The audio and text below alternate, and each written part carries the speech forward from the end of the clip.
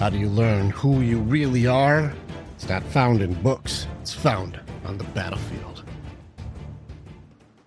And no one forgets that name, so I love it. Okay, so what I want to share with you. Wow, I love what you're up to. And one of the things that I was most drawn to is I am so about authenticity. And as someone who pretended to be something I wasn't for most of my life, as a sort of trauma response and as some sort of mask I thought I needed to wear because I was afraid that the real me wasn't worthy of love, of work, of belonging, all the things. So I've let go of that, and the pendulum has sort of swung the other way now, where I am fiercely authentic, and I'm really committed to that, and I'm committed to radical truth telling. And so I do share my story because I think that I think it's staggering, and I lived it. So I think I'll start with just sharing that I'm a person who has miraculously and gratefully overcome a lot of trauma. I must have chosen this life to learn a lot of things because I have. And in my childhood, I was dealt a kind of crazy hand where I was in a family with my sister and my mom and my dad, who married really young, right out of high school. My mother came out of a very abusive, traumatic childhood. My dad came out of a very abusive, traumatic childhood. So they made us two kids, and we kind of just went right down that road. The greater part of that trauma kind of all culminated with my mother's suicide when I was 8 years old. My sister and I were together alone with her in the house. It was happened to be Valentine's Day in 1975. And she had been having mental health issues for quite some time. She had apparently made a couple of half-hearted attempts. And then on this particular night, she succeeded. And we woke up to cartoons on Saturday morning and also to her body, finding her body. She had taken a bottle of pills and written us a note and left us alone in the house. And so that was a huge turning point for me. I think that's the root of all the roots in terms of what conditioned me and what began kind of a domino effect of then continuing traumas of all types. And after that event, I sort of disassociated. I really didn't know what was happening. I was 8. We were pulled back and forth between family members. We were taken in the middle of the night and taken out of the state. There was all sorts of things that happened where I just never really felt safe. I felt like I was in danger from the moment we found her for many, many, many years after that. And, following that, we bounced around with family members. There was all manner of verbal abuse, sexual abuse, a lot of alcoholism, a lot of drug use in my family. Just a kind of a constant feeling of always being in danger and always feeling, just feeling unsafe and feeling unworthy. And I developed along those lines. I had a stepmother and a dad who decided they finally wanted us to live with them. And so they took us away from our grandparents who we knew and loved and had kind of stepped into the parental role after my mom's death. And they took us out of state. And during those 7 years I lived with them, there was all kinds of chaos. My father, unbeknownst to me, was a drug dealer and had a whole operation and was dealing cocaine and another myriad of other substances. And we lived in a small town, so they had taken us to our hometown of Gainesville, Georgia. And so everyone knows everyone there. Everyone did when I was young. And everyone knew our family. And I was in the middle of school. By this time, I was in 11th grade in high school.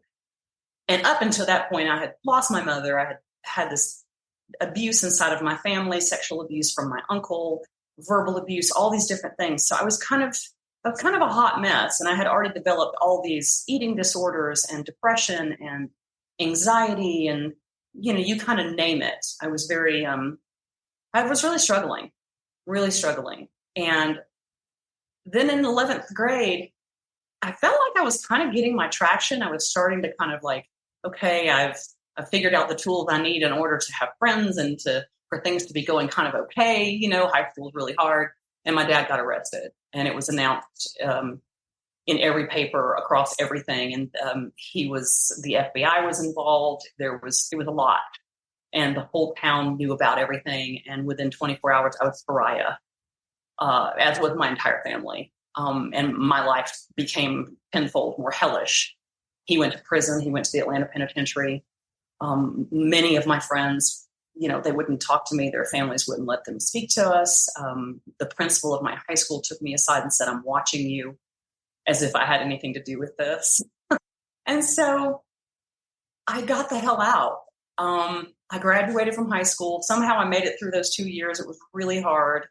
And I knew that I needed to start to kind of extract myself from my family, because I had this idea at that time that maybe if I distanced myself physically, somehow I wouldn't take all the stuff with me. It's horse shit. Of course we take it. But I got myself out of there, and I moved to Atlanta, and I got 2 jobs, and I enrolled in art school and put myself through school. And I don't even know how I did what I did, but somehow I managed to do this and to get this degree. And I realized the entire time I was still so tethered to my family and to that trauma. And my dad would call me constantly, and he would be really drunk or on drugs. He only spent a year in prison. I still don't understand how that's possible, but he spent a year in prison. I'm going to go back a second and say, when I was in college, so I went to a 2-year art school. I was working 2 jobs. I was working for a law firm, and I was working for a cosmetics company, and also going to school full time. And I had a really great day. I'd made an A on this incredibly intense drawing, and I was sitting in my living room with my roommates, and I got a phone call, and it was that my dad had shot himself. And I remember dropping the phone and falling to the floor and screaming. I don't really remember a lot after that. But I had to drop out of school, because that was the expectation, is that I would drop out of school and come home and help everyone. I also want to skip back another beat, as I'm realizing I missed another important piece, is that when my dad was arrested, as he was going to trial, I had my sister and I had an account. I'm going to call it the Social Security money or whatever we got from my mother's death. And it was the only money I would have to step into adulthood with. My family was not well off. We were lower class, sort of bordering poor. And so this money was the only sort of safety net I had. I sort of got cornered by my grandparents and my dad and pressured into giving them that money. It was $10,000. I mean, back then it was an enormous amount of money. And I, being a good girl and being a people pleaser and wanting to be loved, I said yes. And I gave it to them, which is why when I went to college, I had to get loans in order to go. I couldn't get a head start with all that. So I feel like it's important to mention these things, because they really started to kind of inform my beliefs. One of the primary beliefs that I adopted at this time is that I was not safe with anyone, and that money was very scarce, and that I could lose everything at any moment.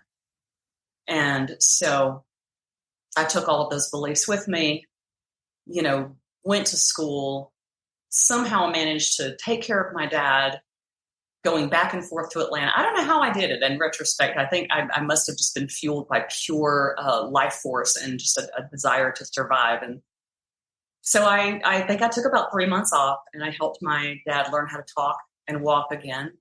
He had shot himself in the heart, but he just missed by such a fraction as to survive. He was really depressed and upset and angry that he had survived. He really meant it. He really did not want to be here.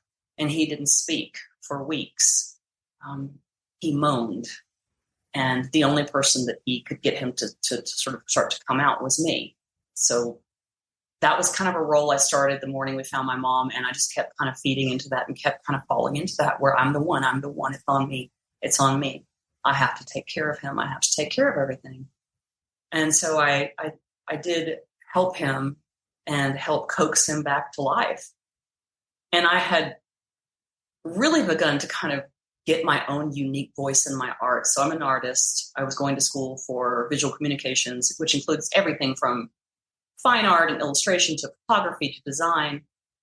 And I had really begun to blossom as a painter, and I had developed this style that was showing up as my unique self. And I felt really good about that. It felt like something that was actually mine, that I could control and I had agency over. And in a desire to help my dad and in a desire to be loved by my dad, I showed him what I did, and I showed him this technique. And he adopted that and would not do anything else until the day he died. He became obsessed with it. And so I let him have it. I gave him my authenticity. I gave him I gave him my heart. I gave him what was my true artistic expression voice at that time. I just handed it over. And I thought that was what I was supposed to do, that was the sacrifice that I was supposed to make for him. And I never drew that way or painted that way again.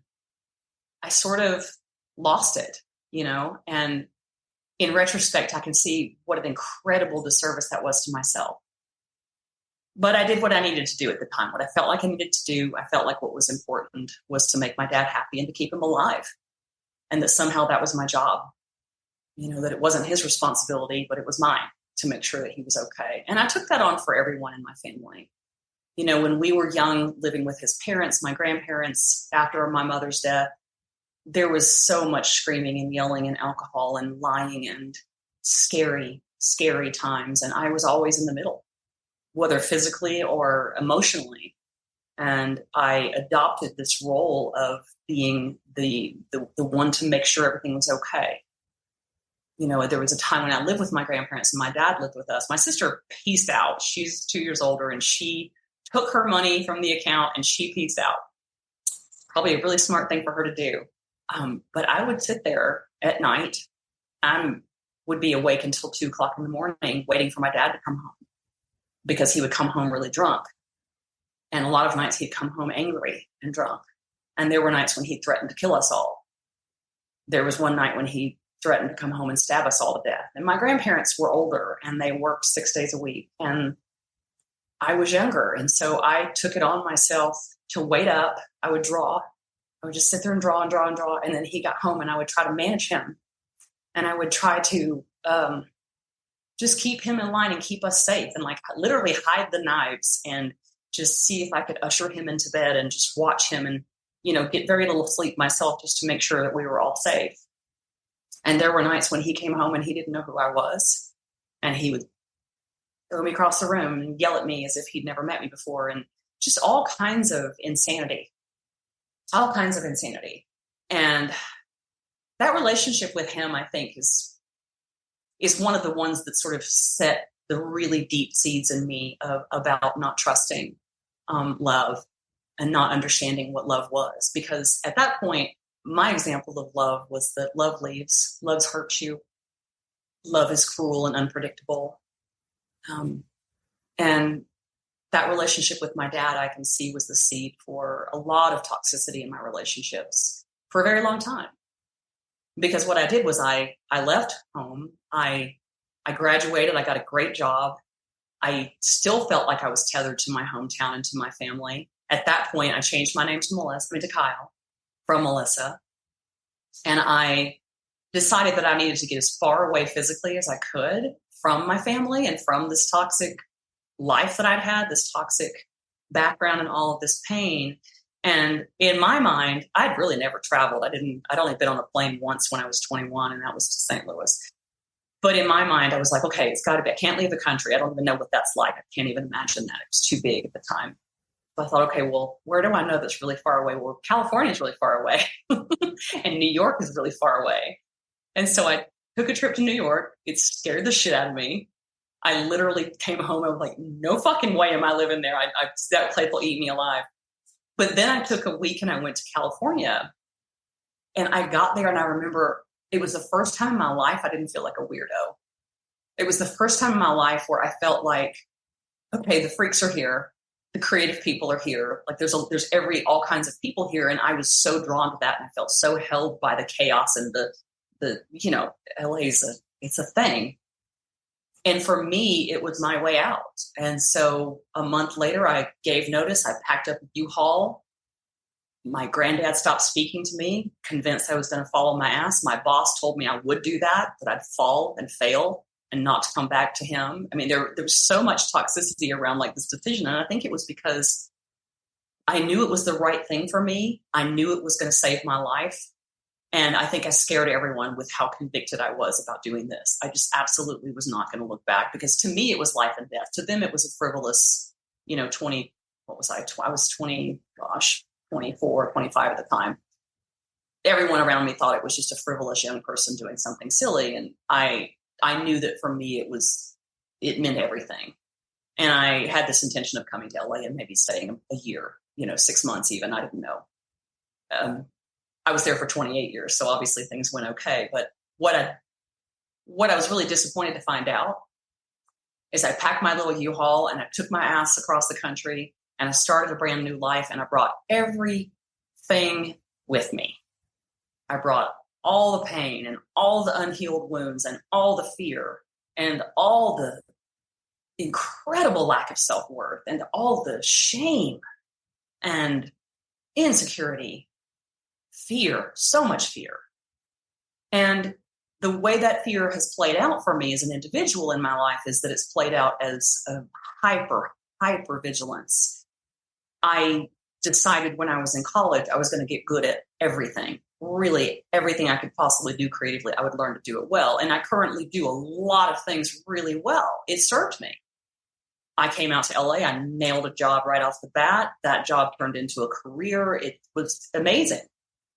And I also fell in love with the first person who loved me, who said he loved me. That person was a very toxic individual. And that person was super unhealthy for me. But yet someone loved me. Someone said they wanted to be with me. And boy, did I want that. Boy, was that the first time I felt that in that way. And so I recreated the relationship I was used to. I created a relationship where I diminished myself. I lost my voice. I shoved everything that was true for me down. And I became what I had to be to let that person ascend and rise and be the center of attention. And around this time, actually, it started a little bit earlier in Atlanta, and I haven't mentioned that yet. So here's a fascinating thing about what I understand now about the mind-body connection. I started getting sick in college right around the time that my dad did what he did when he shot himself. I started getting sick, and I started getting upper respiratory issues, and I was having bronchitis 2-3 times a year. I was having infections. I was coughing to the point where I would throw up. It was just like, when I look back at it now, I'm astonished at how big it was. Like, I ended up in the hospital a couple of times. I almost died once. Just all this illness, all these illnesses, and it was all here. It was all the throat chakra. It was all the voice. Because what I'd understood from very early on is that I didn't matter. My needs didn't matter. What I wanted didn't matter. It was everybody else that was important. And that was something that I continued to foster and continued to recreate. And it was showing up as sickness. It was showing up as illness. And I couldn't recognize what that was. I just thought I was really unlucky and just a really sickly kind of person. I can tell you that did continue for many, many years, and I don't get sick anymore like that. I'll talk about that a little more. But so in that first marriage, I had things seemed to be going pretty well. We were doing well professionally. I was working a lot. I was making a name for myself. I got to direct a couple of commercials. I got nominated for an Emmy. There was all this stuff was happening career-wise. We decided to have a child. And I kind of now in retrospect wonder if just my whole beingness and my whole belief system and the sickness and everything is something that I carried into pregnancy. Because what happened in that experience is I had a total of 4 miscarriages in the process of wanting to have a child. I had a set of twins that I lost. I had all kinds of health issues, all kinds of surgeries, all kinds of things going on with my body. I couldn't understand. At this point, I had really started to adopt this idea that I was first. I started to really believe that this life that had been given to me, that somehow I deserved it. And that pain was just the way it was going to be. I kept trying, though. I wanted so badly to have a child. And I think the reasons I wanted to had to do with wanting to give another person everything I didn't have. I think it had to do with wanting the experience of having that unconditional love and giving that unconditional love and creating safety for another person, the safety that I didn't feel like I had access to in this lifetime. And so through all of that, I finally got pregnant. It was very exciting. In the 5th month of pregnancy, I had a blood test. It's a blood test they do to see if there's any possible abnormalities. And lo and behold, there was a problem. And when we went in for the high-res ultrasound, we discovered that the baby I was carrying was not going to make it to term. And I was very pregnant. I mean, I was, noticeably pregnant. It was devastating. It was one of the hardest things I've ever experienced in my life. Just getting that news, getting that message in a pretty harsh way for some reason, and having to decide within the space of just a few days how we were going to pay for this, how I was going to terminate her life, and doing that and carrying that out, which I did because I knew that the only other choice was to continue her suffering, and I wasn't willing to do that, and I didn't think I would survive. This was mind-numbingly traumatic for me. I would say it's one of the times in my life, and there have been a few in the past, when I really wasn't sure I was going to survive it. I really wasn't sure I wanted to. And her death, I mean, yeah. So during the whole thing, everything went wrong. I had to be intubated. We had to do things early. There was a lot of problems. It was just a really intensely difficult time. And for anyone who's ever had that experience, I'm so sorry. And for anyone who has or hasn't, what happens during that, when a woman loses a child that long in pregnancy, the body thinks she had a baby. So the body responds as if there's a human baby. Milk comes in, emotions. There's this thing called empty arm syndrome. And one of the beautiful therapists I worked with had told me, because I was doing this in my sleep and I was crying, and she said, "Why don't you go and get a little teddy bear?" And this is about how big she was. Never got to see her, by the way. So I got this bear. And I slept with it for about 2 years. And it was very helpful because I just needed something to hold. And during this time, we were trying to figure out what the hell was wrong with my body, that I couldn't have a baby. And so ultimately we discovered I had an abnormality. I had some pretty major reconstructive surgery. And a month later, I got pregnant again. This whole time I was getting all of these signs in my marriage that things were not super healthy. But I was just so focused on this desire that I had that I just kind of let all of it go. In retrospect, I can see it so clearly. My husband was drinking a huge amount. He was drunk all the time. There was all kinds just of so I can make stress. sure, I'm not trying to let you go with the story, but just so I can make sure, is this the same guy or is that a boyfriend and now there's a husband? Because there was a jump. Oh, no, this is the same guy. Sorry, I wasn't clear. I just didn't know if there was I met a guy, first guy who said I love me, and then we went to something else and then jumped to we're married. And I was like, is it the same guy? Right. I don't know if it's the same guy. Okay. Do you want me to cut in a little bit about that? No. I understand the dynamic on that one. I'm just curious on if it's the same guy or not. Because I'm like, did we address it? I'm like, oh, got it. Okay, keep going. Okay. Got it.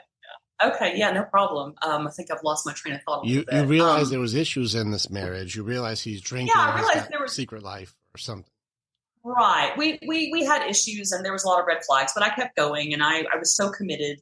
I was so committed to wanting a child that I sort of just kind of got blind to everything that was not healthy in my marriage. And so this pregnancy went on.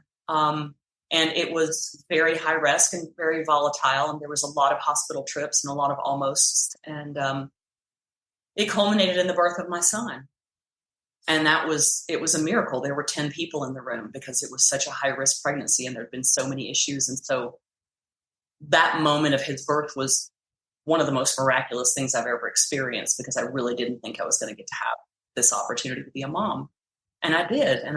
And my husband, pretty much within a couple of weeks of my having the cesarean, I was home and there was all this pain and I was having all kinds of issues and my baby, and he just didn't like parenthood very much all of a sudden, didn't really know that he wanted that. And so kind of just, as my experience of it is kind of abandoned me in that role.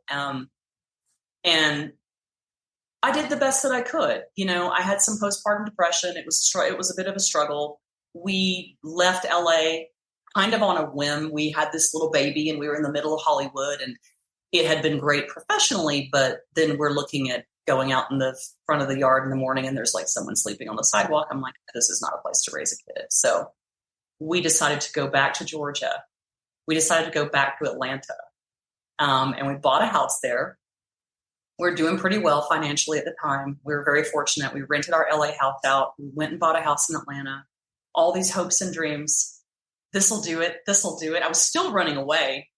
I was still, it wasn't Hollywood. It was what was happening in here. Right. So we did a very big move, left everything we knew in LA and all of our friends and came back to Georgia. I went back to Georgia. And within 1 year in Georgia, he had an affair. He became super abusive, not physically, just emotionally, verbally. I felt like I was a single mom a lot of the time.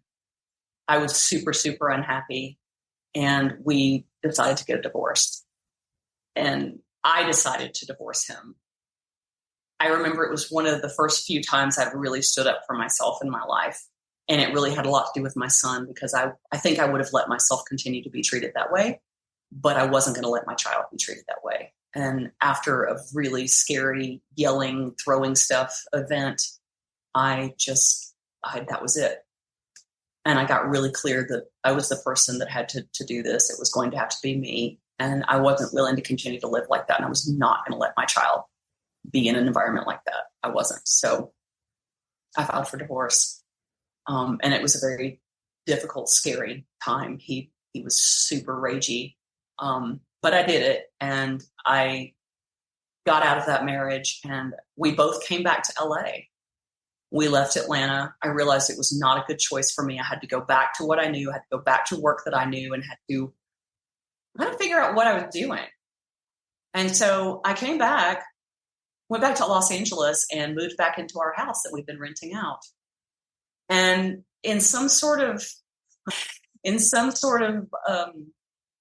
desire, need, like, I found myself suddenly feeling like, I think I was actually craving the chaos. I think I was so addicted to the trauma and so addicted to the drama that I didn't know how to not have it, because things were going well.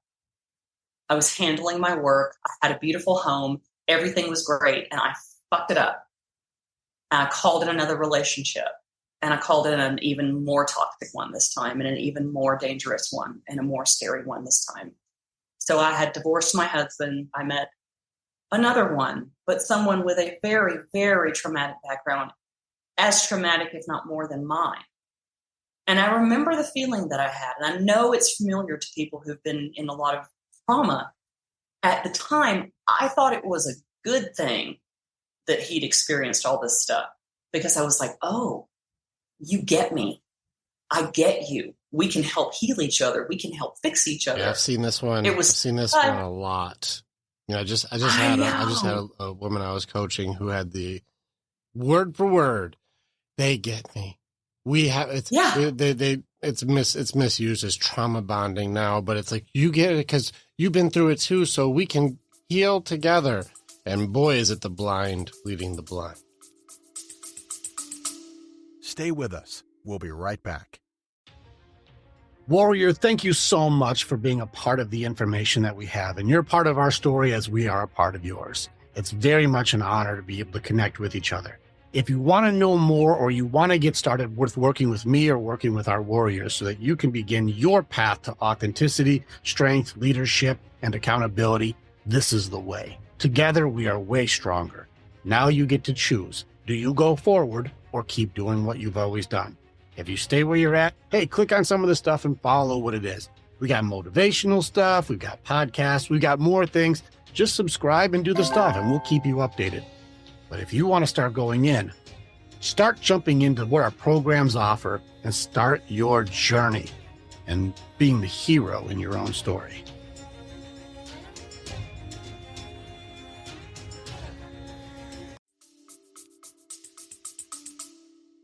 It sure is. I mean, it's really signing up for worse. And I didn't know it at the time. I just had no tools, I was just sort of grasping. And for me, and of course, because this person was a sociopath too, he swooped in and was like a knight on a white horse and was fixing everything in my house and just being amazing and showing up for me. And I believed it. I took it hook, line, and sinker. And I thought, this is amazing. Okay, now I'm complete.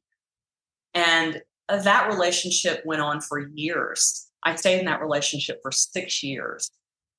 Even when it got crazy, even when it became very toxic, even when there was abuse, it was so insidious. And I know that this is a really important point to make about abuse. It's often very insidious, and we don't know it's happening until we're so deep in it that we forgot where the door is. You know, I absolutely was consumed in this relationship to the extent that I let this person isolate me from family, isolate me from friends, convince me that my son was better off without me. No one will ever love you. You're doing everything wrong. Yeah. You're not good enough. Why waste your time with people? You're just going to ruin it anyways. Like, are these sounding familiar? Yeah, absolutely. You don't deserve friends because you're just going to make their lives worse. Just stay home. Yeah. That I was a selfish, self-involved person, and that I was kind of the opposite. I sort of gave this guy everything and gave him, I mean, it's shameful what I allowed to happen in that relationship. I helped support him. I gave him money. I gave him encouragement. Anyway, the prescription was very clear. I had just literally recreated the same level of trauma that I had run 2,000 something miles away from. I had recreated it, and there I was standing in the middle of it. And this was the relationship that became the most important and most necessary catalyst to my changing my life. So this was in 2010. And things had gotten very intense, very insane. I was constantly shaking. I was constantly walking on eggshells. I was an individual who would yell and scream and throw things and break things and threaten things. And I lived in a state of fear all the time. And I had lost complete touch with who I was. I was sick all the time. I'd actually gotten another throat infection at one point during our relationship and ended up in the hospital having surgery because I tore my abdominal wall coughing so hard. That's how much pain I was choking back. And it all came to a head when there was an evening that this person got so angry that he terrorized me and my son and my dog. We locked ourselves in a bedroom all night, and he spent the entire night terrorizing us, threatening, screaming. We were really, really scared.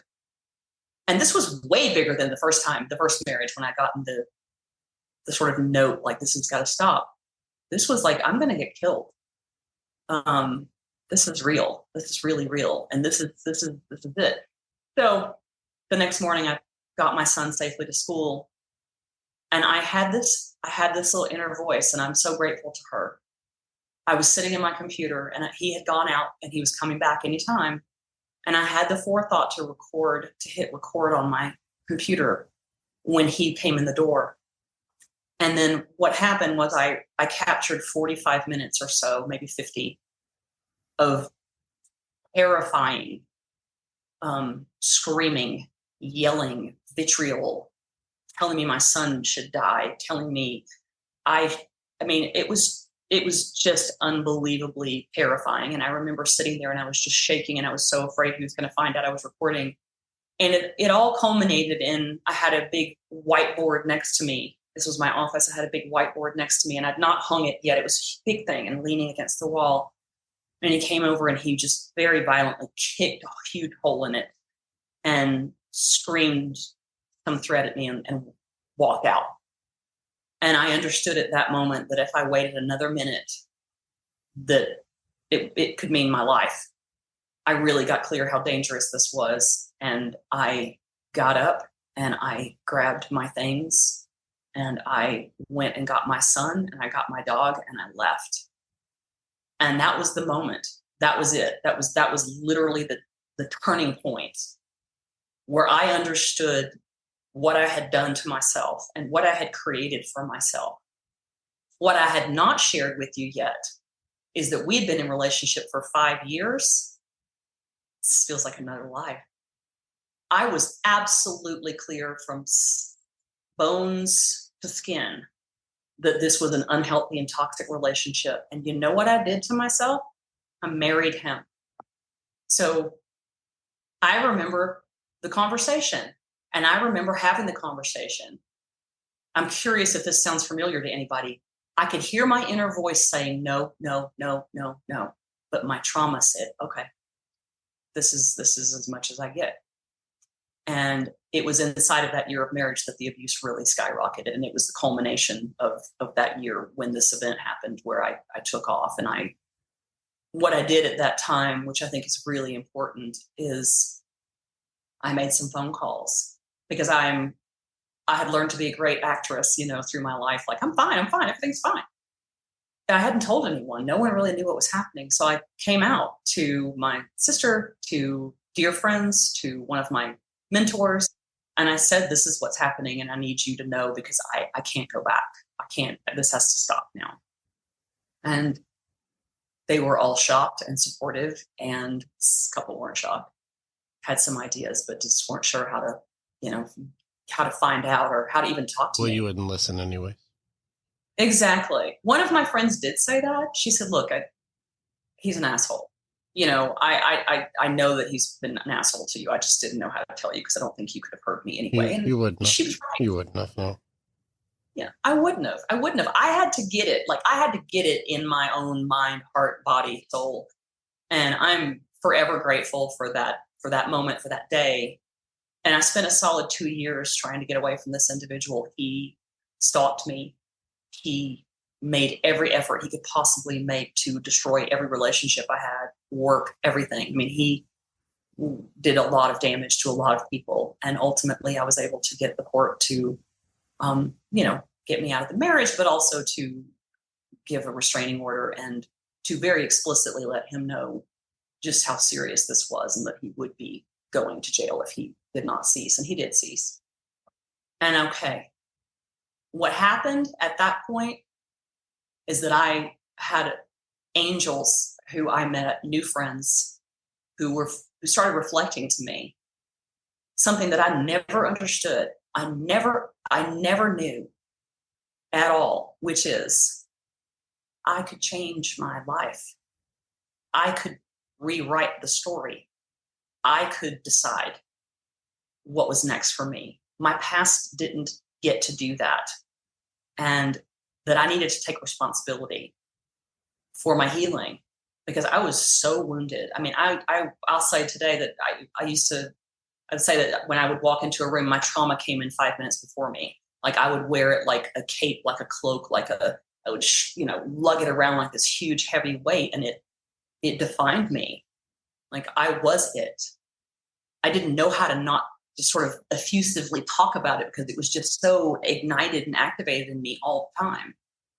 And one of the first things I did was I did the Landmark Forum. Not sure if you know about that or if you're familiar with it. Doesn't matter. It's an educational platform. It helps a lot of people. And then for me, what it did for me was have me see the story that I was carrying around, and how I was completely identifying with my past and with every bad thing that ever happened to me. And I had no real belief that I could let that go. Another thing that happened, which I'm so grateful for, is I literally stumbled across a somatic healer, somatic therapist, and she began to work with me and showed me the possibility of going back into past childhood traumas and healing those events. And the first thing that I ever did around that was with my mom, and had this beautiful encounter in this Hakomi session, where I basically just went back to my little girl, to Melissa, to myself, and I told her everything was going to be okay, because no one had done that. When my mom died, everyone around was so consumed with their own perception of everything, and there was no care given to us. There was no holding, no hugging, no reassuring. It was very, we were kind of left to our own devices. And so that was one of the first stages of that healing. And it was the beginning of this long journey that I'm still on, that I've been on now for, 12 years, where I started to understand that I could stay stuck in the storm of all of that pain, or I could start doing and be in pain, just be in like a constant state of pain, constant state of fear. It's kind of like going to the gym. Like, if you got an achy body, you may as well go work out because you'll ache from working out, but it's a better ache. It's an ache in service of being stronger and fitter and more healthy. And that's kind of how I see this work, this healing work, the different therapies. And I've done them. I've been in, oh gosh, so many for such a long time. And it's painful to take responsibility. It's painful to look at those dark parts of ourselves. And it's painful to face them and to do the work to heal them. But it's such a valuable pain. There's so much clearing. And every time I go through one of these thresholds of like having some realization of like, oh, wow, that belief is so deep. I've been doing a lot of work this past year around it. There's this discomfort and this agony. And then on the other side of it, there's this amazing light and this amazing freedom and this depth of wisdom and this depth of understanding and this gratitude and compassion. I have so much compassion for myself. And I'm proud of myself. You know, I've done so much work in the past 12 years, but really in the past year and a half, a tremendous amount, because I've gotten really clear that, you know, I'm kind of incredible, and we all are. And the courage that it took me from early childhood to kind of keep going and to keep moving through everything and to stick around and then to grow up and to discover that I was called in the matter of my pain ultimately, and that I had the agency to go back into some of those stories and rewrite them. That's something I desperately want to share. And I feel really strongly compelled to model and to tell other people that it's possible. You know, a lot of the work I do now it's mostly about mindset. It's mostly just disassembling and dismantling these beliefs about I'm cursed, I don't deserve love, I don't deserve safety, money is very scarce, I'm not wanted, you know, whatever. I mean, it sounds so dramatic listing them off like that, but look, this is the real shit that we go through. This is what we feel. And it informs our beliefs about the world and how safe the world is or how unsafe the world is. And I think that I want to go back just a minute because I know we have a little bit of time. Another really huge climactic thing that happened that further kind of catapulted me into all this. And I kind of just skipped over it. There's a lot, but right before COVID, I'll go back a little bit further. Sorry. I am currently married to my third husband. I did meet him 9 years ago. So in the couple of years after getting out of that relationship and a few years, I had done a lot of work, and I got to the point where I started to understand what healthy love was. I started to see that there was a possibility for me to have that. And I started to imagine that there might be a person out there that was safe. And so I started doing a lot of work on myself to love me and to call in that love. And I did.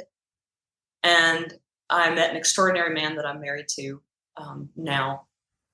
And I think his love and having a relationship where I can honestly say it's the first time in my life that I actually felt truly loved, truly honored, truly safe. That has helped to create the spaciousness and the opening for a lot more healing. So I definitely want to acknowledge that. And he and I have been through a tremendous amount together, and he's an extraordinary, beautiful person who can hold incredible space for the bigness of my life experience. And it takes an extraordinary person sometimes to do that, because it's not easy. I'm not easy all the time. So we had lived in this house where this violent event happened with my second husband. Toby, my current husband, had moved in with me, and for a long time I had wanted out of that house. I can sage it, I can recreate new memories, I can redecorate. Look, we even remodeled part of it. I still needed the fuck out of that house. And I wanted to create something with him. we wanted to create something new for ourselves. And so we had moved in the direction of sound healing. So I was doing my art and design, and he's a musician and composer and very gifted. And we felt moved to experience sound healing. And once we did, we were hooked. And so we started to curate instruments and create, and we were doing this, we were offering this, and it was beautiful. And so one of the things we were looking at in our new house was, let's have a house where we can create these events and do this sound healing. And it was just, all this stuff was just flowing, right? And we bought a house in LA, just outside of LA, and with all these dreams and desires. And it's funny because I thought I'd done a lot at this point of healing work. I thought I was like in such a solid place. And in a lot of ways I was. But something happened that catapulted me back into it. And we moved into this beautiful house. It was something that if you'd asked me 20 years earlier if I was ever going to have, I couldn't have imagined it. It was just extraordinary. It was like a dream. And we were excited. And so a month after we moved in, we decided to have a jam night. We would have these gatherings of musicians. We knew a lot of really talented people. And we hosted this event. There was about 20, maybe 22 people there. A friend of ours was in from Australia. It was just all kinds of just great vibes and great energy. And it was fun. And I was singing and we were feeling great. And at the time we had 2 dogs. We had my dog that I mentioned earlier, and we had Toby's dog, Remo. And Remo had been injured. He had a pretty nasty injury to his spine. And I did not really understand fully at the time the level of pain that he was in, and he was aging. And so there was mental decline and also physical discomfort. And in the middle of this noisy, chaotic evening, he was having a moment where he was growling, and I turned my attention to him, and I'm sure he just saw red. And he launched himself at me, and he tore off like a half a nickel-sized piece of my upper lip. And in that one moment, I was like jettisoned backward into every scary thing that had ever happened. And they rushed me to the ER. Fortunately for me, the surgeon on call was a plastic surgeon. And so he saw to my surgery, and that is why it's not worse than it is. But what that event gave me, I can remember laying on the sofa, and my face was huge and swollen, and there were stitches, and it was black. And we had to make the decision to put our dog down because that was actually the second time he'd bitten me. It happened on my hand before. And we were very clear that the only way to continue to have him stay with us would be to medicate him heavily, and we couldn't do that. So within days of my injury, we had to put him down. And it was very intense. And what happened for me, I was shocked at how much it happened. But what happened for me is I felt like I just sort of got sucked into a black hole of depression. I got sucked into despair, and I felt myself sort of reliving everything that had ever happened.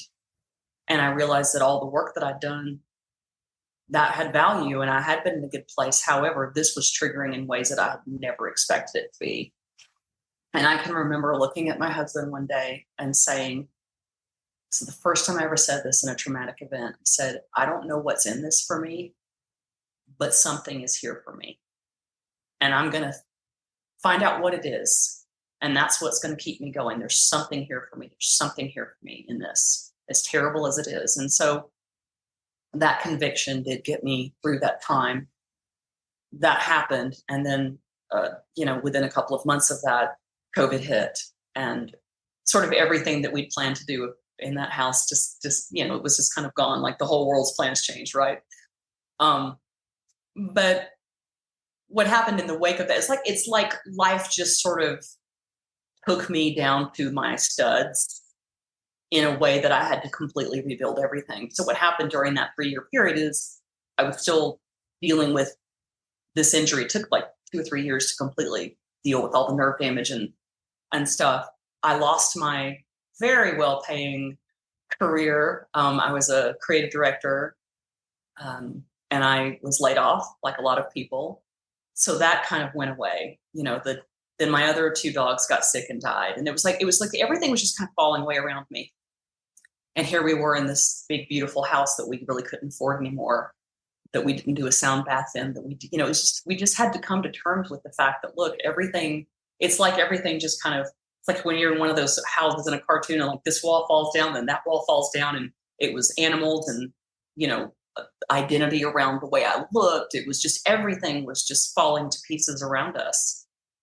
And I went back into that trauma response where I was hyper vigilant and I put myself on notice, and I was just like, you've got to fix it. You've got to do it all. You have to handle it. This is on you. Same.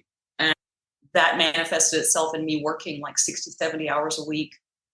I remember many days I would sit in front of the computer 14 hours, 15 hours, barely getting up, just obsessed with finding a way to make my life work, finding a way to piece it back together, finding a way to make sense of it, and finding a way to feel purposeful and worthy.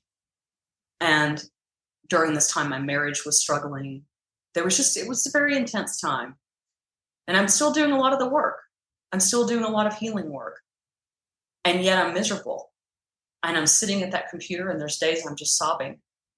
And I'm not enjoying this house. I'm not enjoying the relationships I have. I'm obsessed with survival. And I reached a breaking point.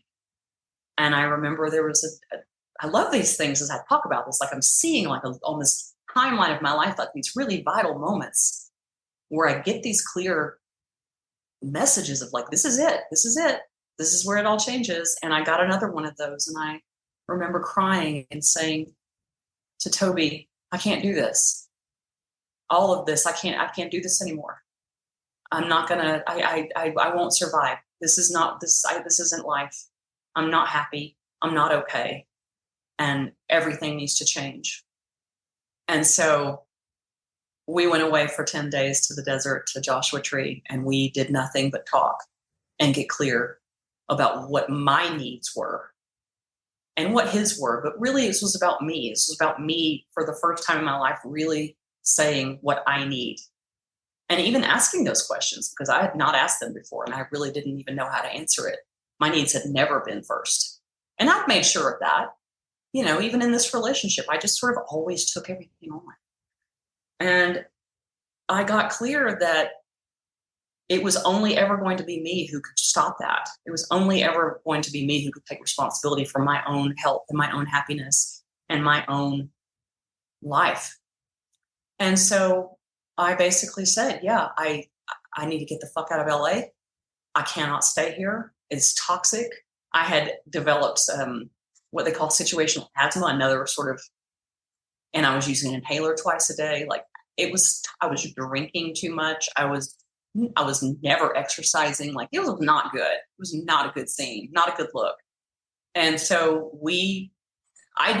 for me, that was one of the most courageous moments of my life. And I've had a lot of courageous moments, and at that time was right around the time I started this Facebook group, Courageous AF. And I started to really speak that because I'm like, look, you got to have the courage to make the changes, because no one's going to come in and sweep in and make this all better. No one's going to change it. No one's going to give you what you need. You got to say that. You got to claim it. You got to take personal responsibility for it. So that's what I did. And we came home from that trip. We got our house appraised. We started preparing it to sell. We gave away and sold 2/3 of our shit. We walked away from family and hundreds of friends and community and all kinds of stuff. And we sold our house and we hit the road. We went nomadic. And my commitment during that time was to look at any parts of myself that I had not looked at, any parts of myself that needed to be healed around why I had created that life, why I had yet again created something that was not sustainable, why I had thrown myself under the bus, and to take a stand and to just kind of really change every part of my life, which I have done. I have people in my different coaching groups who love to say to me all the time, like, you're unrecognizable. Like everything about you, everything about your life is unrecognizable from a year ago, because I had to let go of everything that I was doing. I had to let go of everything I was doing from the time I woke up until the time I went to bed at night. I would wake up in the morning and just shoot out of bed like a rocket, panicking, going to get coffee, shooting to the computer, panicking, working, looking for work. I was on this like chaotic, crazy hamster wheel. And in between that, I would try to fit in a lot of fun into a really little time, or it was just such a toxic thing. And I had these different relationships that were kind of helping to keep me in that state. And so we went to the desert for 3 months. I did a lot of crying. I did a lot of writing. I did a lot of realizations. I had a lot of downloads. I had a lot of moments of like, shit, that's the belief I've been carrying my whole life. Oh, shit. Why have I been pretending this and that? And I really realized, like I mentioned at the beginning, I had been shape-shifting all the time, in every moment, every day, to be whatever I thought I needed to be to survive, to be wanted, to be loved, to be hireable, to be safe, you name it. And I had discovered that I'm a very visual person, and I use this visualization. I had discovered that I had been sort of doing like this with my life. I had been holding on to everything, every nickel, every relationship, with such ferocity that I was exhausted and afraid all the time. And so I started trying on the idea of changing my posture to this, to allowing, and finger by finger, letting go of that death grip, and moment by moment, stepping into trust and into courage. And the reason I like the word courage instead of fearless is because fearless to me is bullshit. We all have fear. It's humans are supposed to have fear sometimes, but doing it afraid, stepping into life and trusting the universe while afraid, that's courage to me. And so I've been calling myself to courage every day in different ways around allowing myself to feel held by life, allowing myself to trust the universe, allowing myself to trust me, to trust myself, and to discover what it is that I want and who it is that I really am under all of that. And so authenticity, to our earlier point, authenticity for me has become a very critical component to my life every day. And like inside of my group, I show up some days and I'm polished and awesome, and I show up some days and I'm a shit show. But that's what I'm here for. And that's real. And we're all doing the work all the time. And there is no done. There is no fully evolved, fully healed, fully perfect. If there was, I think I'd be out of the body. But so while I'm in it and while I'm in the trenches and I'm still doing the work, I think that there's such a value and such importance in sharing our stories and sharing what we're learning along the way, and the aha moments and the lessons and the tools that I find that are working. I really love to share them with people as I go, because when I went through these different things in my life, I was always looking for the lighthouse. I was always looking for someone who had made it through, someone who maybe knew a little bit more than me, who'd gotten to some, whatever that means, to made it through, but who'd somehow survived or found some wisdom in it, or seemed to be moving through. And I would find out from them, like, how are you doing that? What are you using? What are your tools? And so at this point in my life, I can say I feel incredibly grateful, incredibly humbled, and incredibly thankful to really get, I think, for the first time in my life, just how much agency I have over my own thoughts and feelings and perceptions and stories. And that no matter what has happened to me in my past, because let's face it, there's been a lot and I haven't even mentioned it all. No matter any of that, I still get to decide. I still get to decide that I have value, that I am worthy, that I deserve love. I get to decide what this voice says and who this is.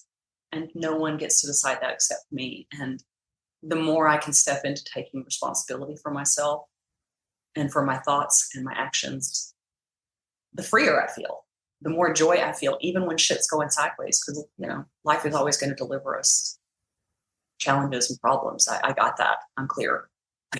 And I know there will be more challenges. Like, I got it. I know.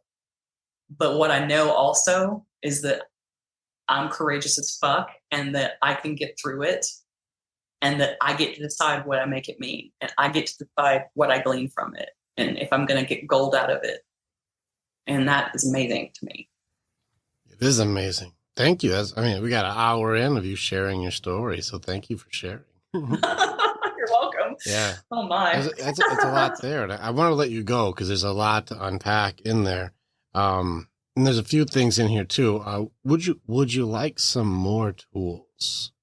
Always. Okay. I love learning. I love growing. Yeah, I'm here for it. Okay, good. So there's a lot going on here, and there's a few things. I got 4 pages here of things to kind of recap with your stuff, and so first, let's go with one of the obvious ones to make sure that you understand, like, how far you've gotten in Know Thyself, and then getting all the way into the belief systems. And just out of curiosity, do you know what my book is? The first book that I wrote? I don't. Okay. So the first book I have, let's see. Sure, I got some copies.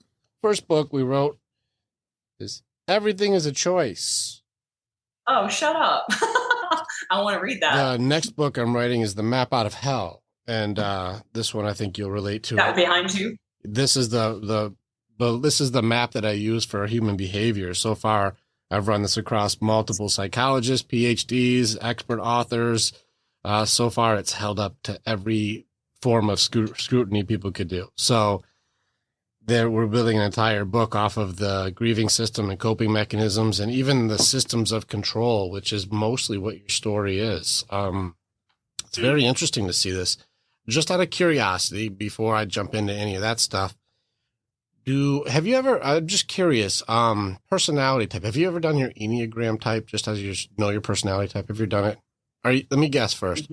Are you a 2? What one were you? A 1. I had 1 as your second. I thought you were a 2-1 is what I thought you were. Were you a 1-2?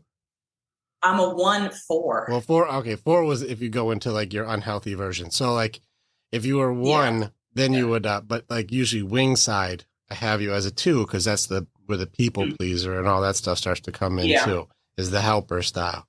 So I had you either as a 2-1, this is what I had my guess was, but you'd probably be a 1-2. I had you in that range. Okay. Good job. Your coping mechanisms connected to your grieving systems and the way that you were dealing with this thing. If I have a guess, tell me if this sounds accurate to you. If others need you, you can control safety. But the reality is you're doing that because you need them back in your old system. I need to do things for others. They need me. And you would be mostly, and this is why your first 2 relationship dynamics were people who you could do things to help. Usually you're attracted to people who are needy because it makes you feel more safe because you're valued with how much you can do to help. Mm-hmm. And so the reality of it, though, is reversed. Is like the reason I want to help you is so that you don't leave me because I need you. So this gets into there's a couple different styles you have. And like, the very basic versions of these, and I go far deeper, is the fight, flight, freeze, fawn. I'm sure we know those coping styles. I call them something a little bit differently, and so the ones I won't get into as much is the attack style, which is fight, and then the surrender style, which is, goes into the depression aspect, the poor me, I quit, I give up, those kind of things. Your surrender actually was a little different than that style. We'll get into that in a minute. Your main system was under the flight system, which is associated to denial, which is your main defense system. And then the other one goes into the negotiator, which is a bargaining system. So that means your entire grieving system was revolved around denial and bargaining. To give you a couple reasons why I say that, let me give you a few examples of what I mean by this. The denial was your go-to at first, and this was the part where this is how you handled your part. I'll give you some things and tell me when it starts to, like, okay, I can see how you got to that. The system for this is retreat, hide, suppress. That's the main part. The traits would be to run away or to get out, disengage or move away from pain. That's the motivation style. You need to try to be as constantly busy. This would be distracting yourself. So there's a high repression, so push your emotions down. This also probably contributed to your perfectionism. I have to be perfect. I have to do everything right. You don't want to rock the boat. I got to do everything the right way because I don't want people to get angry, because ever since Dad, you know what happens when people get angry. You have a tendency to be a workaholic and put your work very important. Difficulty sitting still and don't do well in your own thoughts and silence. You would deflect topics because you don't want to talk about that. You would seek to find good feelings while putting the reality on the back burner and distract with pleasures. And this is where you're drinking, maybe emotional eating, social media, binge watching, prescription drugs, shopping, video game porn, busy work. Pick your poison. Yours was alcohol. Like there's going to be, I have to feel any type of either numbness or good. I don't want to deal with my reality of my pain right now. The truth would often be very difficult to handle, which is why when people saw you were in that second relationship, we couldn't even have told you were in that. And that goes to your other system, by the way. There's a lot of avoidance behavior, especially avoidance from your own discomfort, conflict, challenges, or even tough conversations, because I don't want to deal with that shit. You'll suppress your emotions until it turns into a volcano, and then whichever way yours would go, the volcano either turns into anger or complete shutdown. It looks like yours was depression. You would go into sadness. So your explosion would go into the inward, like the imploding version of it. Anxiety, depression, you won't accept a reality from it. So you don't have the ability to defend from the attacks that come from fear and excuses and depression. You don't have any defenses. Like everything is so suppressed that you're open target. And you probably took massive amounts of attacks simply because you didn't have any boundaries or defenses or anything to protect yourself. You were just open season. And that's why bottom feeders would find you. Yeah. And then often you live a large amount of your life as a made-up persona. It's a very inauthentic life, which is most likely why you're finding your purpose the way you are now, is because oftentimes the things that we go through that are the worst things become our purpose to help people get through. So you lived an inauthentic life for so long. Now I'm going to show you guys find authenticity. But often the imposter syndrome will start to rear its ugly head at some point. That's one system that you used. The other system is the fawn style. This is the negotiator. And this is where your type 2 probably kicked in the most. And this is your people pleaser part. So there's another psychologist that breaks this down, and just to make it simple, fight and flight, like those systems would be considered hit the gas.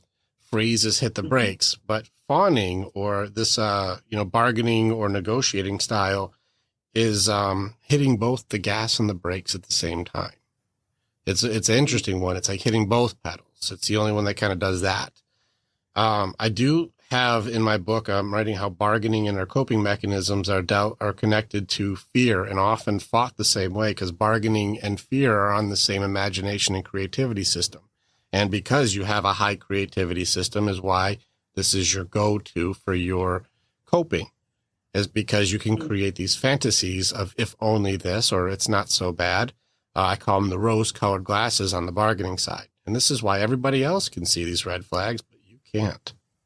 And everyone's like, it's really fucking bad. And you're like, it's not so bad. It's okay. Like, that was the reason why. So the traits on the negotiator style is people pleasing.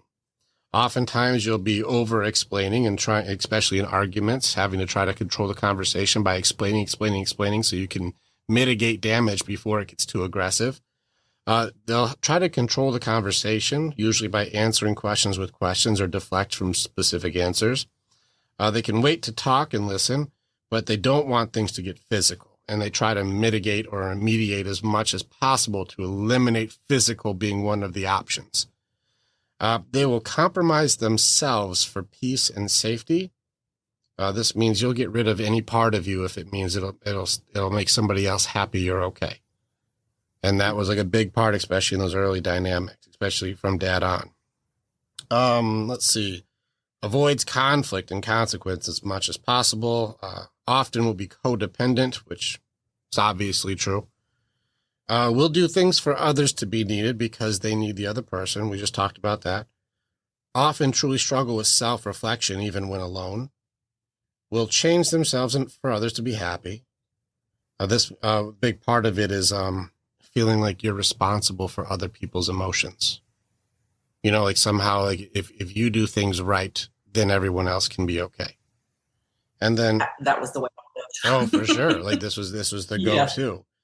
Almost all of this is fear-based, and you struggle hard with healthy boundaries. And anytime you would ever try to hold a healthy boundary would end up becoming some sort of a explosion in your face, because people who don't like your boundaries are the ones that got the most from you not having them. Yeah. And so that would often become an explosion if you're like, this is not healthy. And they're like, fuck you. And you're like, okay, then maybe I'll just leave it alone.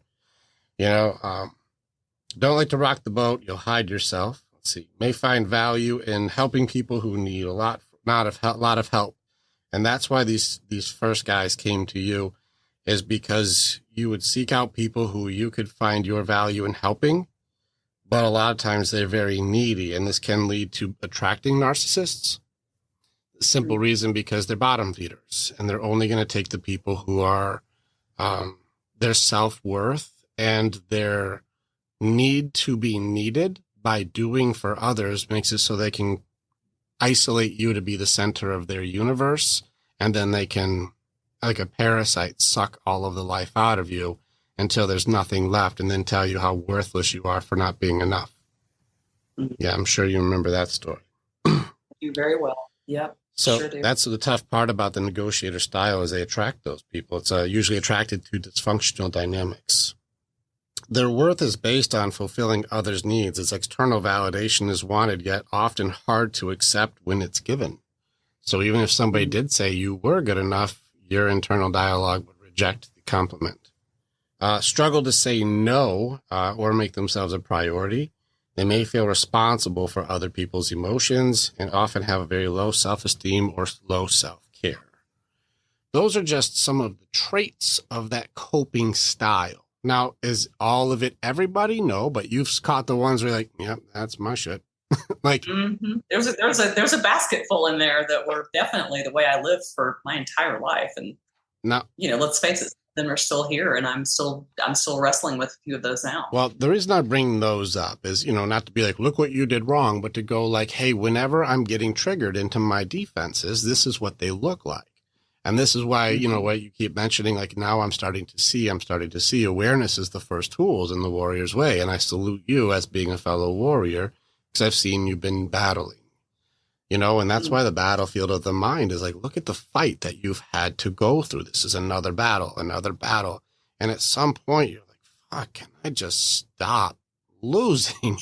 Because the whole story is riddled with just damage, attacks, and loss over and over. And at some point, can I stop losing? But even the parts of your story when it was winning, they were quick. Like then there was a point it was going really well, but then it all went bad again. Like even the winning part was the short part of the story.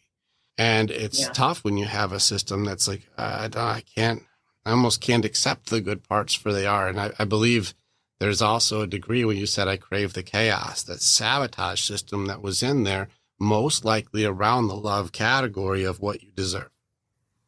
Yeah. You know, I don't deserve good love. I've never had it or gotten it. And even if you did get it, it would be probably rejected, because I wouldn't be surprised if good guys asked you out, but you just weren't attracted to them. Absolutely. Mm-hmm. They did. Yeah. There were some amazing people. I just punted right away because it was like, nope. Yeah. They seem weak, or, you know, they're not your style. Not my type. Have that edge. Yeah, you can't handle me. Yeah, even if it would have been the love that you actually needed.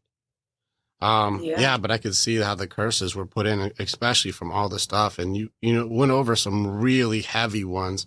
Sexual abuse from the uncle, just blew past that. How quickly like attempted suicides and suicides are just like, that's some shit that happened. It's like, I could see how the denial system got you through all of this madness, and the amount of suppression you had to put in on yourself, but also how much you moved yourself towards danger because it's what you knew.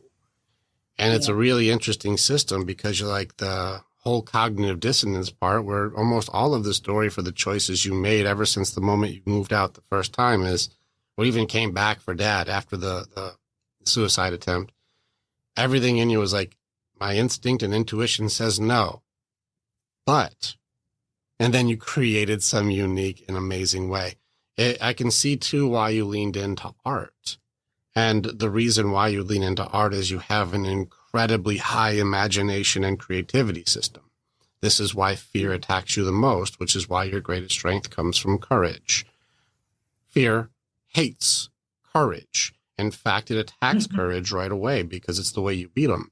And the more that he can eliminate the kryptonite that you have in there, the more likely he can create these, alternate futures that make it so you can manifest your reality into the self-fulfilling prophecies of destruction and sabotage and pain and abuse and abandonment, just hurt. Throughout all of this too, there's so many things that you were craving, and like the loss of your 5-month-old is a catastrophic loss. And then, being able to have your son and the miracle of your son, and like, it's hard to say like how much he's gone through this ordeal too, because even our best intentions as parents, and this is the shit part to it, is your parents most likely felt like they were doing better than their parents. Like, everyone's just doing the best that they know. Now, this doesn't mean good job, by the way. This just means that's your best. Yeah. And that was their best. And it's a sad story when you go like, that's the best you got, huh? Like, damn, that's not good. Yeah. Like, now, it's not great. Now, my relatability to you is that second 5-year sociopathic dynamic. I had that one for 18 years. That was my dad.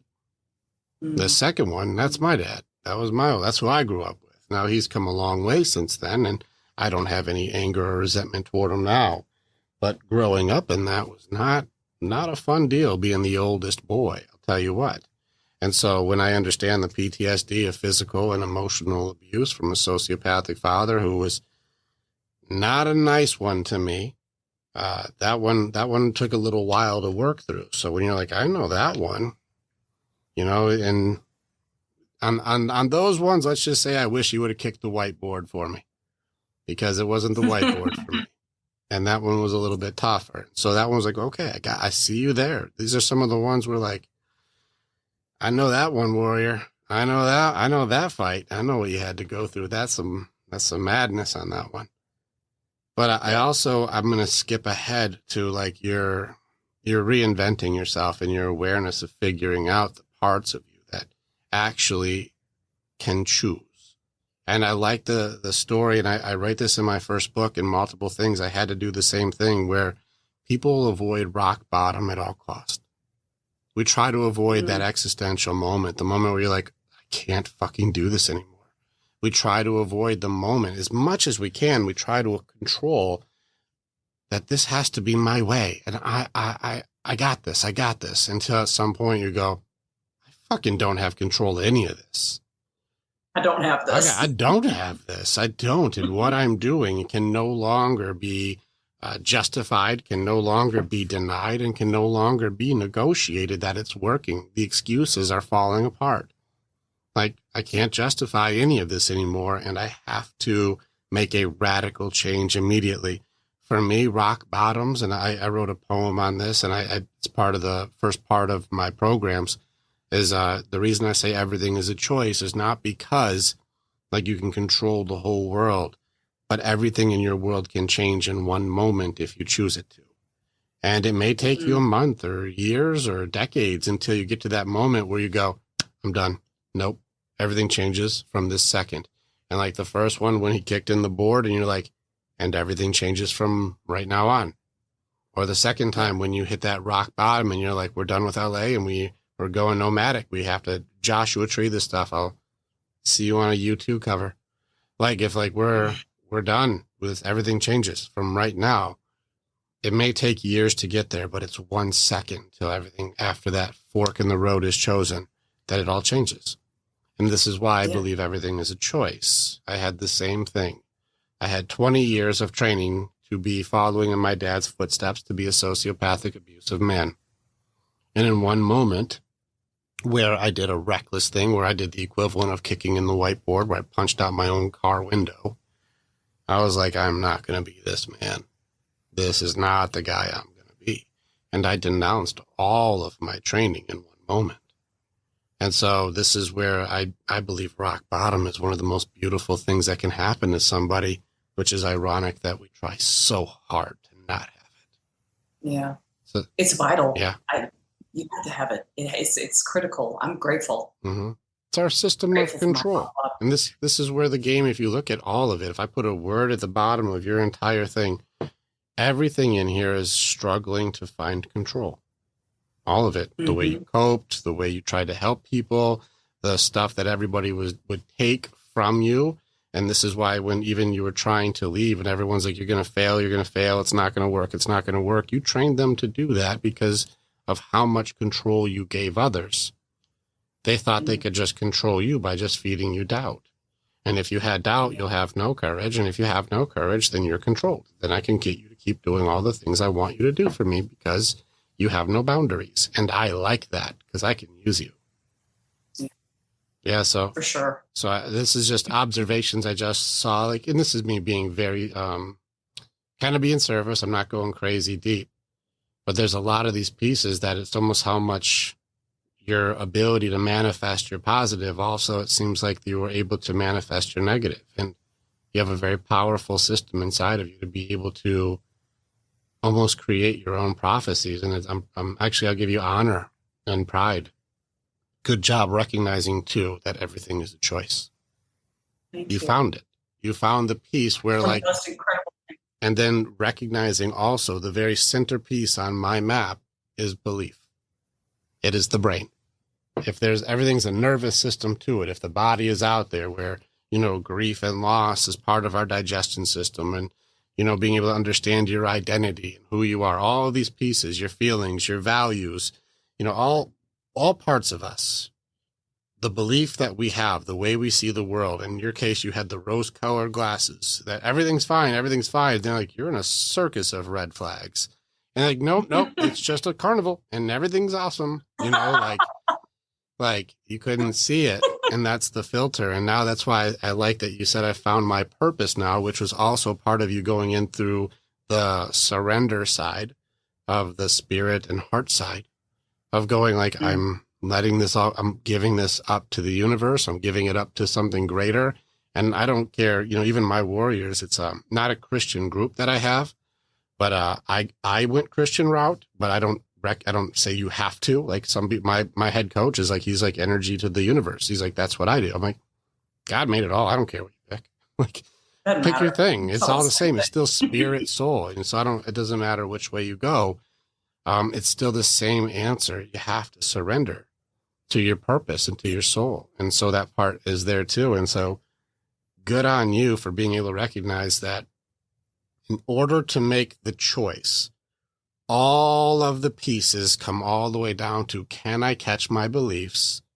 Then having the courage to challenge my beliefs and then being able to make a choice. Does my belief feel authentic or was this cursed and put in there from somebody else? And this is why we break generational curses by knowing thyself, knowing thy enemy, and then knowing whether it's a curse to be broken, it's a demon to be slain, or is it simply something that you need to let go? And being able to know the difference makes it so you can then create the choice. Yeah, and so Absolutely. It's awesome seeing that you're like, this is how I found it in my journey. Because as far as your story, I can relate to almost every part of this through my own stuff. The only ones I don't have is I just didn't have the uncle. Yeah. That's the only one. As far as all the other pieces, I'm like, and even through abortion and through pain like that, I wasn't at 5 months. Ours was a little earlier than that. And so it's stuff like that where it's like, these are heavy, heavy losses and just didn't understand the damage being done at the time. And so I salute you as a warrior. I see you, Kyle. You're badass. You're a badass and people wouldn't know it. So very much highest honors for sharing your story. Thank you for that. You're welcome. Thank you so much. And thank you for the reflections. It's helpful to be seen and heard and to hear how that occurs to you and to feel validated through some of the wording that you just shared with me. So it's, thank you. Appreciate you. You're welcome. Yeah. I feel like your message has been sent, and it's a lot to digest. And I think that if people listen to this, they'll have to chew on this for like a few times and grab the pieces to understand the gravity. But there's a lot of power in there. If I can get you to go a little further in like the way that you step, because you talked about like changing the posture, which is the surrender on the spirit side. Yes. And that's Amy Cuddy gets into stuff like that, and people get in and change your posture. I know Tony Robbins is like, change your posture, like change your state, like there's that aspect to it. But can you get more into like, this is the processing that I use to help people understand their courage and understand the trust thyself. And I teach the same, but I love hearing other people who have found these answers also. And maybe you can give some of your insight. Of course. Absolutely. I'm feeling a little bit called to share one thing with you though, that I did at the onset of this nomadic journey. And we're no longer nomadic. We've settled in New Mexico. So that's where I'm coming to you from. But during this journey, I decided that if I had the guts to extract myself from that life, and I was going to find all the places in me that were afraid and address them. Two of the sort of big things I did immediately after leaving LA, where I did a medicine journey with a shaman, where I did a psilocybin journey that was life altering. I was absolutely terrified to do it. I was terrified to do it. I didn't want to do it. I was so afraid of it would happen. And that's why I did it. And it was one of those things where I went into it in full surrender, and I got to meet my fear, and I got to watch it dissolve. And that was amazing. And the other thing that I did was something that I had said probably 100 times in my life: I'll never do that. I'll never do that. I'll never do that. I jumped out of a plane because it was, at that time, it was the most terrifying thing I could think of. I was always afraid of heights. And so the reason I bring that up is because during both of these, and particularly I'm called to remembering jumping out of the plane, my son was right next to me. He's the one who got me to do it. And I just made the decision. This is the key for me. Before I went into the airplane, I made the decision that when I opened the truck and I got out of the car and I shut the door, I was going to leave fear in the car, and I was not going to take it with me. And even if this was the last time I ever got out of that truck, because that's what was kind of, in my field of imagination, that's what was possible. And I walked over and I see this cords and stuff I'm going to wear, and I see the instructor and I see the tiny little plane, and I was like, nope, not taking fear with me.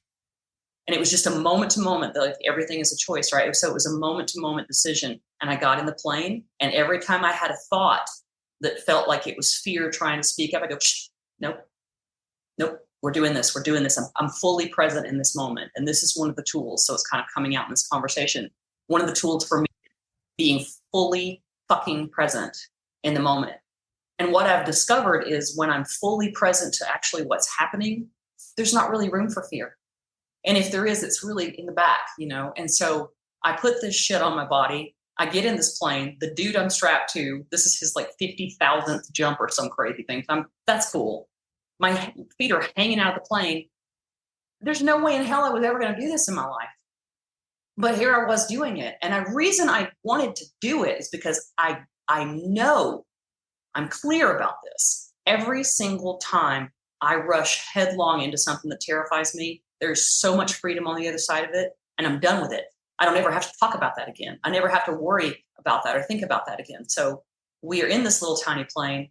We're making the climb, and I'm smiling the whole time. And I'm just giggling because I'm choosing, like, I'm going to enjoy this. I'm going to enjoy this.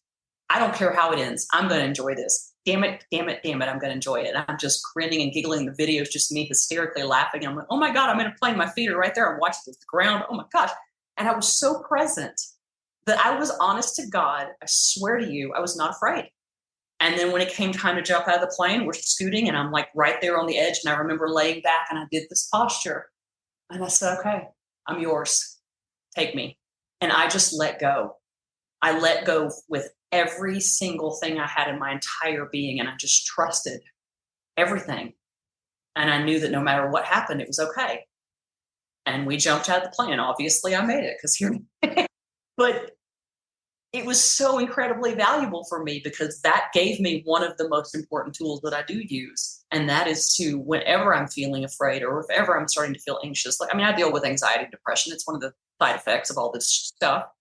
And, you know, you learn how to manage it. And so one of the most vital tools that I do use currently is whenever I'm feeling any of that, I've got to stop. I've got to take a breath, and I've got to bring myself fully into the present moment and fully be with whatever's alive, whatever's happening, what's really happening, not what I imagine could happen, but what's really happening. And that moment sometimes might be, right now in this moment, I'm really fucking sad. Or right now in this moment, I have a story that something bad's going to happen, but there's no evidence. So like, that's not real. What's happening in the present moment? I did this morning with my dogs. I was on a walk and I was having a little, you know, the monkey mind started to talk. And I was like, what's happening right now is beautiful outside. Your dogs are on a leash. You're breathing clean air. The sun is out and you have all your needs met right now in this moment, just right now, just this moment. And so that's become a really important tool for me, calling myself to the present moment, because what happens with a lot of us with the CPTSD and stuff is we're either living in the past or we're living in the future. We're either living in the past and ruminating about what happened and living from that, or we're worrying about what's going to happen next. We're not present. And wholehearted present moment awareness is one of the most incredible and vital things that we can use, because in each moment, in this moment right now, there's no problem. You know, it's okay. There's no danger. I'm safe. We're having a conversation. You know, I'm here with you. And so that's something that I use an awful lot. And I've got a partner. I'm lucky enough to have a partner who reminds me when I forget. And I remind him when he forgets. Another really valuable tool that I've really been integrating in the last year, a year and a half or so, especially this last year. So I've been listening to a lot of different thought leaders and teachers and gleaning, you know, what works for me and what doesn't. And one of the most powerful things that I think that I learned about a year ago was that I am not my thoughts. I am not my thoughts. My thoughts are like passing trains, and they're not all for me, and I need to let most of them go. But what I was doing is flagging down every single one of them, getting on, going the wrong, you know. And so I've gotten really clear about the agency that I have in when I feel my thoughts kind of getting a little out of control, and I do a lot with my eyes closed. I'm such a visual person, but I imagine myself getting up and taking a seat behind myself and being the observer, sort of in the captain's chair. And I'm watching this mind. I'm watching that brain inside of that body called Kyle. And I'm seeing what that mind's doing. And I'm just watching it. But I'm understanding that it's not real. It's not what's true. And that definitely helps me to sort of kind of try to be more of the observer.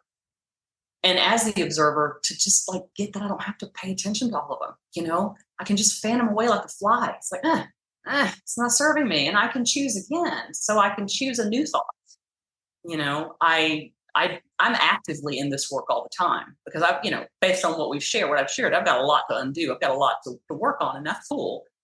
I had a recent thing where I had a potential new client and I had sent a proposal, and it took a lot of courage to send it because it was something I wasn't even sure I was qualified for. I'm qualified for it, but the mind. And as soon as I sent it, I started fretting and worrying and all these things. And I'm like, that is just so dumb. It's so dumb. It's so dumb. It's not real. It's not real. And I'm fanning these thoughts away. And the guy wrote back almost immediately and hired me for the job. And, you know, I love that. I love those moments because it's like, there's proof, girl. But just getting that we have so much more control. I think for me, most of my life, if I thought it was true, it was real, that was it. And most of my thoughts were, you deserve this, you're cursed, your life is terrible, you're not safe, you know, all that shit, right? And so I would just let them run the show all the time.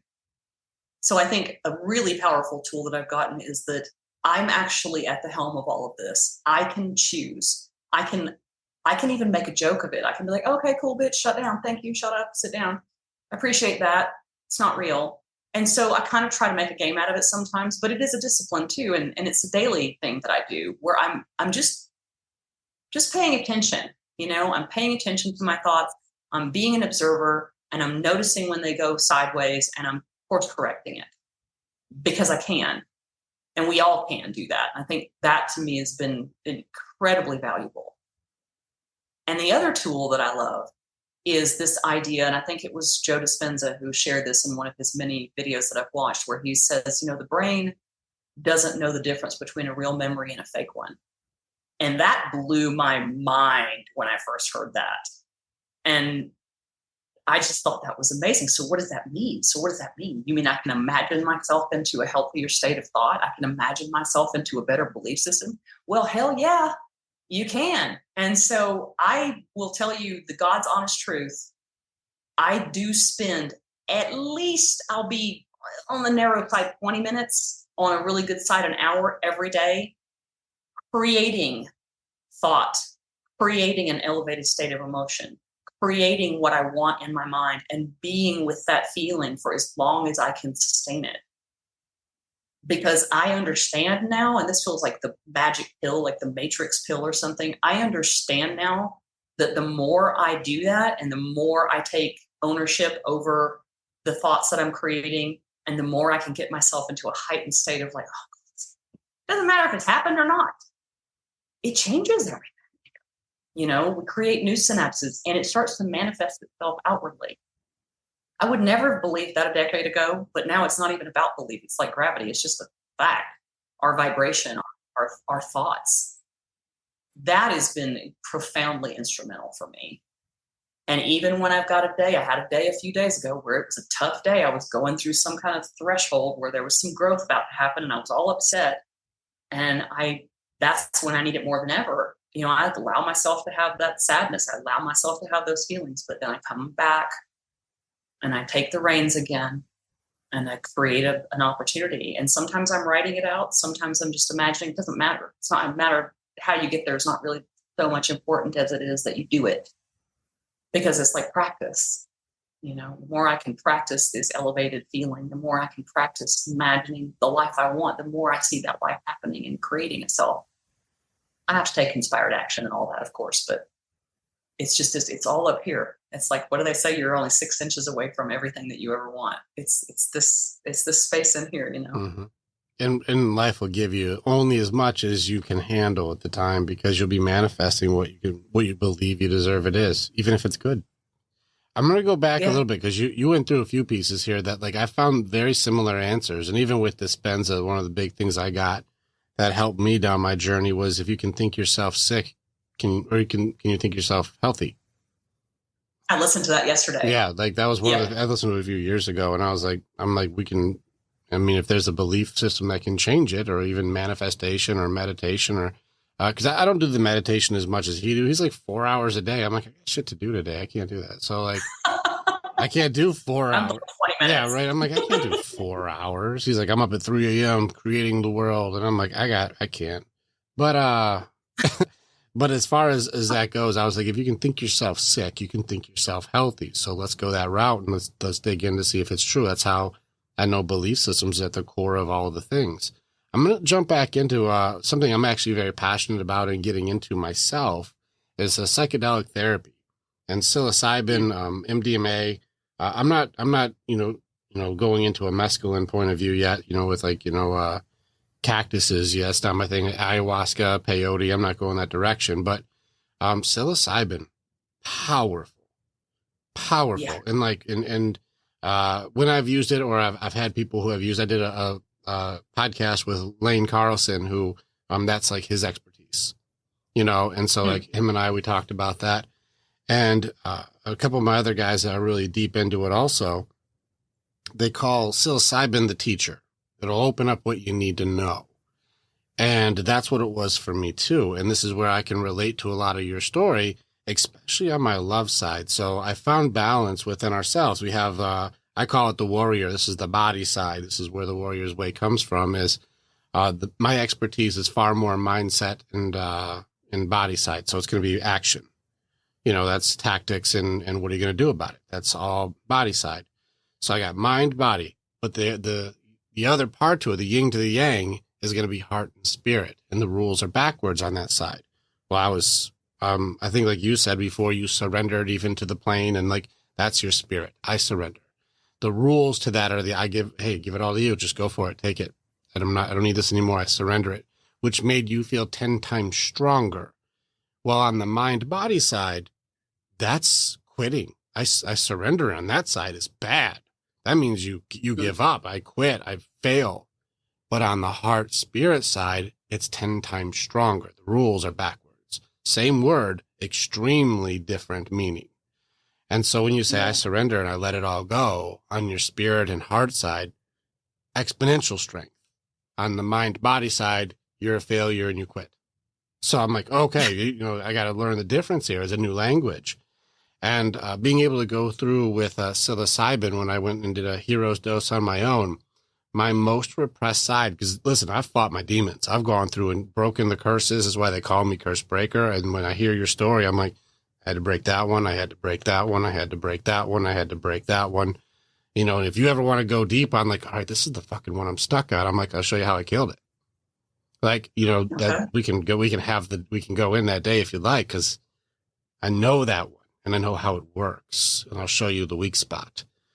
When I went through, I'm ready to have dinner with the devil. I'm like, let's see who comes out here. I'm ready to go into battle. I'm like, is it going to be an abuse? Is it going to be an extreme trauma? Is it going to be some beating that I took? Is it going to be a fight that I was in? And I've been in a lot of fights. I was a very aggressive dude. And so I'm like, what thing is coming? Let's go get it. Well, the teacher came out. And do you know what my most repressed side was that needed to be taught? It was my heart. My heart was closed off. Yeah. When I took my psilocybin experience, my big one that I had, I just took it at home. I was just me and my girl, and one of my warriors was here visiting.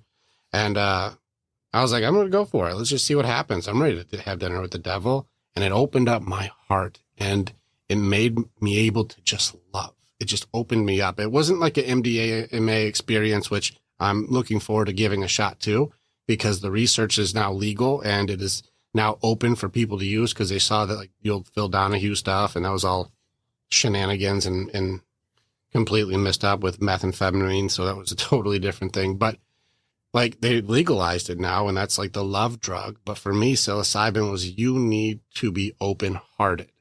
That's the part you closed off. You had to protect yourself because, the inner child stuff, like you said, I had to go back and I had to be the consoling for my young me when my mom died. I was the one who, that was your inner child work. Well, I'll be the one who tells you you'll be okay. I'll be there. Well, I had the same thing. I was like, I don't know what you're talking about with inner child stuff. I'm looking warrior side. This is the gym over here. There's no kids in there. I'm looking mindset side. I'm looking library. I'm like, there's no kids in there. I'm looking spirit side. I'm looking church. And I'm like, there's no kids in there. And I had one of my coaches who's a friend of mine, and shout out to Les McDaniels, who's an awesome heart side coach. And he was like, if that was my construction setup, like your body is here, mind and spirit. He's like, why is there a wall here? I'm like, there's always been a wall there. What are you talking about? He's like, not supposed to be a wall here. I'm like, nah, always been a wall there. I don't know what you're talking about. He's like, watch. Takes a metaphorical hammer and just starts hitting the wall there. I'm like, oh God, I'm going to have to patch that shit up. Another thing to do. And he's like, look through the hole. And I'm like, there's a door back there. He's like, yeah, not supposed to be a wall here. What's back there? And I'm like, I don't know. He's like, it's your heart side. You closed off sadness. I couldn't cry. A strong man? Oh no, we don't cry. I can't show weakness. I can't be over the top giddy like a child, because talk about rejected. Which women likes a guy who's like, I'm super silly. Already unattractive. That's not going to work. You need to get strong, right? If I cry, it'll be one strong soul stoic tear. That'll be what you'll see. And I'll be stone-faced with this one beautiful tear glistens down my cheek. And that's it. But if I ugly face cry, you're done. Weakest thing. I've seen guys do that and they get rejected by their wives. And so this is where we learn. We learn you have to close it off. I had it closed off, but this psilocybin run made me so open. Even talking to my Andrea, I'm so open and connected with her. Like I'm in tears how proud of her I am. I'm in tears, just even considering hanging out with my little 8-year-old me who nobody wanted to play with. that little kid's been locked away for 30 years. Now I'm like, man, nobody wanted to hang out with this little guy, and brought me to tears. And he needed a protector. He needed someone to say, you're going to be okay, little buddy. I got you.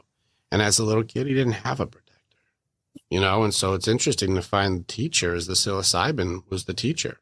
And for you, you're like, it unlocked the pieces that I needed. It was the teacher. It tells you what you need. And you had to face fear and found out the same thing I found out. Fear is not real. No. It's not real. It's false. What is it? False evidence appearing real? Yeah.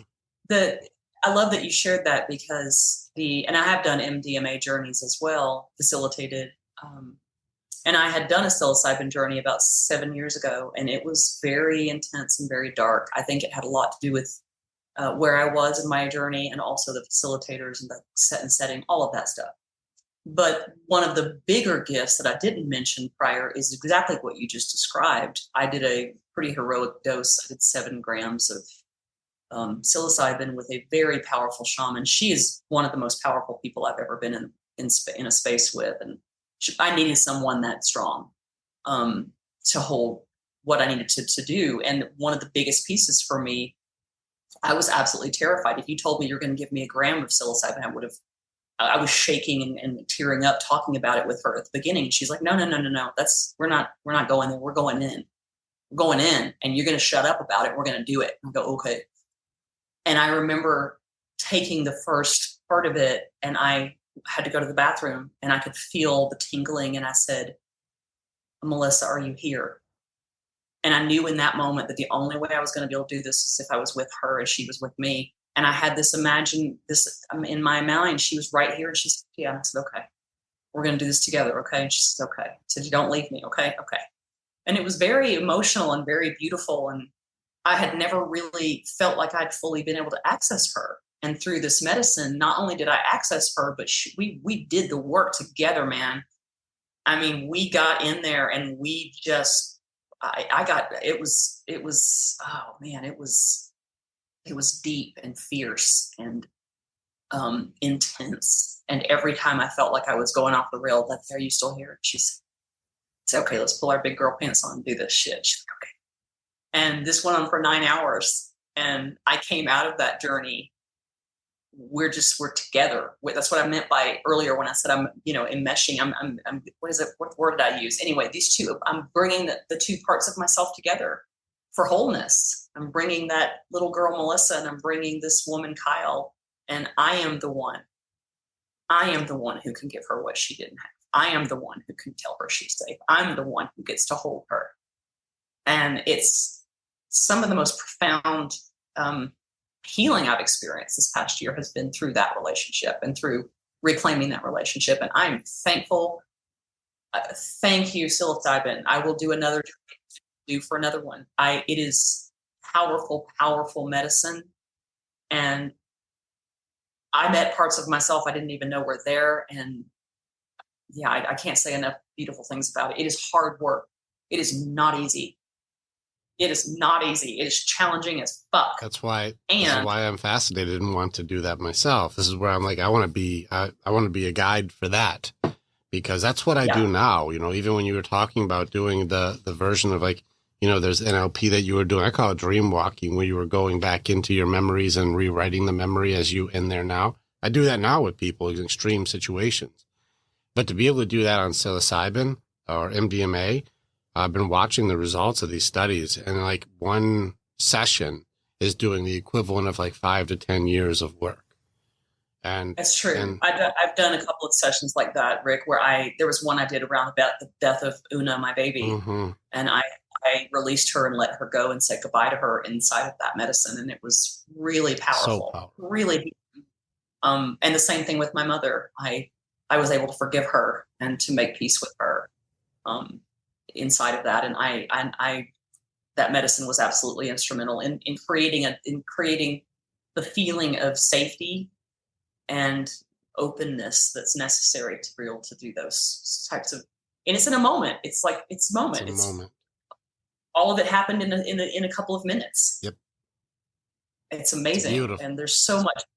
It's so beautiful. Yeah, I have a real interest in further exploring it for myself, and and even facilitating at some point. We've talked about that, but I know that I'll keep going back to that because I know that it's like you said, it's like the trajectory of what happens in a short period of time with those medicines. It is like a decade of therapy sometimes. It is. And right now it's coming out that the reality is different than the taboo, because people don't know yet. But if you can combine because I've been talking with some very high level coaches, in all different sides, even I'll give some shout outs like Les McDaniels or Kai Jordan, who's in Bali, and he's a spirit side coach. And the way he does it is so powerful, but from the opposite side of me. But we were getting the same answers from different sides, and it was powerful conversations. Other psychologists and people who are like 23-year psychologists who are recognizing that traditional thought isn't working in comparison to some of these holistic versions of really looking at the patterns and figuring out the root versus just cutting off, like, I'll just mow the grass. It's, we got to rip it out. And so treating symptoms is not the same as ripping out the root. And so I'm seeing more people fall into the same category as you and I, where we're going like, you got to get to the core of it if you're going to kill it. You don't mow the lawn if you're trying to get rid of the weeds. You got to get that, you got to rip it out of there. And that's what, we were realizing really does work, is it's not about managing the trauma. It's about being able to really do the work to no longer have to hold on to it. And this is working a lot better across the board. And so a lot of praise to the people who are doing their sides. And this is why me being mind-body side works well with the heart sides and the spirit sides. Like, it's not my strong side, but I'll work together with people like that and finding the same answers like you found through doing the real work, not just a book. Yeah, you have to do it. Mm-hmm. You have to experience it. Yeah. And it does take courage, and kudos to you and me and anyone who delves into that, because there's so much there, and we're just like barely starting to understand. We're starting to get good results. And like, this is why, like, I've got pieces too, the systems. We've killed anxiety in people who are on medication. I don't take them off medication, but after we rip the roots out that create the systems of despair, they're like, I don't think I need it anymore because I'm not having any episodes like that. And it's not coming up. So I think I'm going to try taking myself off, or they'll talk to the doctor and go, I'm not having those things, and take themselves off, no longer needing to be dependent because we removed the thing that was the system for coping. We changed it, and you rewired the belief system that you're no longer out of control over what could happen or uncertainty. And that makes it so now they have that courage or that power, like you said, to be able to look at what is and having presence in the present, instead of going into, like Lao Tzu said, that anxiety is in the future, depression is in the past, and peace is in the present. And so the presence makes it so that fear doesn't really have a chance. If you go like, the thing that you're worried about, is it happening? Like, well, no. It's like, then what are we worried about? Yeah. Well, it could happen. I'm like, right. But is it? My presence is telling me it's not. I also like, too, that you did your own exposure therapy when it came to jumping out of a plane. This is where there's a difference between fear and danger, and so people go like, oh, so you mean getting attacked in an alley, you shouldn't be scared? It's like, no, danger is different than fear. Your intuition and fear will say there's a chance that going down this alley could get me in, danger. And so it's to avoid danger. That's what it's built for. But if you're sitting in your living room and going, I could get attacked in a dark alley, well, you're not even near a dark alley. So hold on. A lion could get me. Oh no. It's like, well, you're not even near lions. There's none even in the state you're in, except maybe a zoo, but they're still there. So you're okay. And we'll have those states of panic or fear. I've got a couple tools for you. You want me to give you just, here's a list of things when people are being present in the present to make sure they're okay. You want a list? I should probably do more videos on this anyways. Here's some tools for somebody who's like, okay, wait a second. Now, first off, you've been through a lot of stuff, okay? And I'm going to give you a math question first to see if we can get into this, okay? Now, when it comes to the certainty of being able to do these tools, first we have to consider something about your life. And so we're going to give you a math question. What is the percentage that you have so far as your survival rate from all of the stuff that you've been through? 100%. Good math. You're quick. Okay. You have a 100% success rate. So far, after all the things you've been through, you're still here. Yeah. All right, good. So we got good math going. We got a correct answer. 100% success. You are still here. You're still fighting. You're still in warrior mode, right? Now, with that being said, let's go over some of the tools. And if you have any of these resources, even 2 to 3 of these, you can fight most things. So let's go through the list and you tell me how many of these you have or you don't have, okay? All right, first off, problem-solving skills. Do you have those? All right, we got 1. All right, creativity. You can get outside of the box and figure out a way that may not be conventional.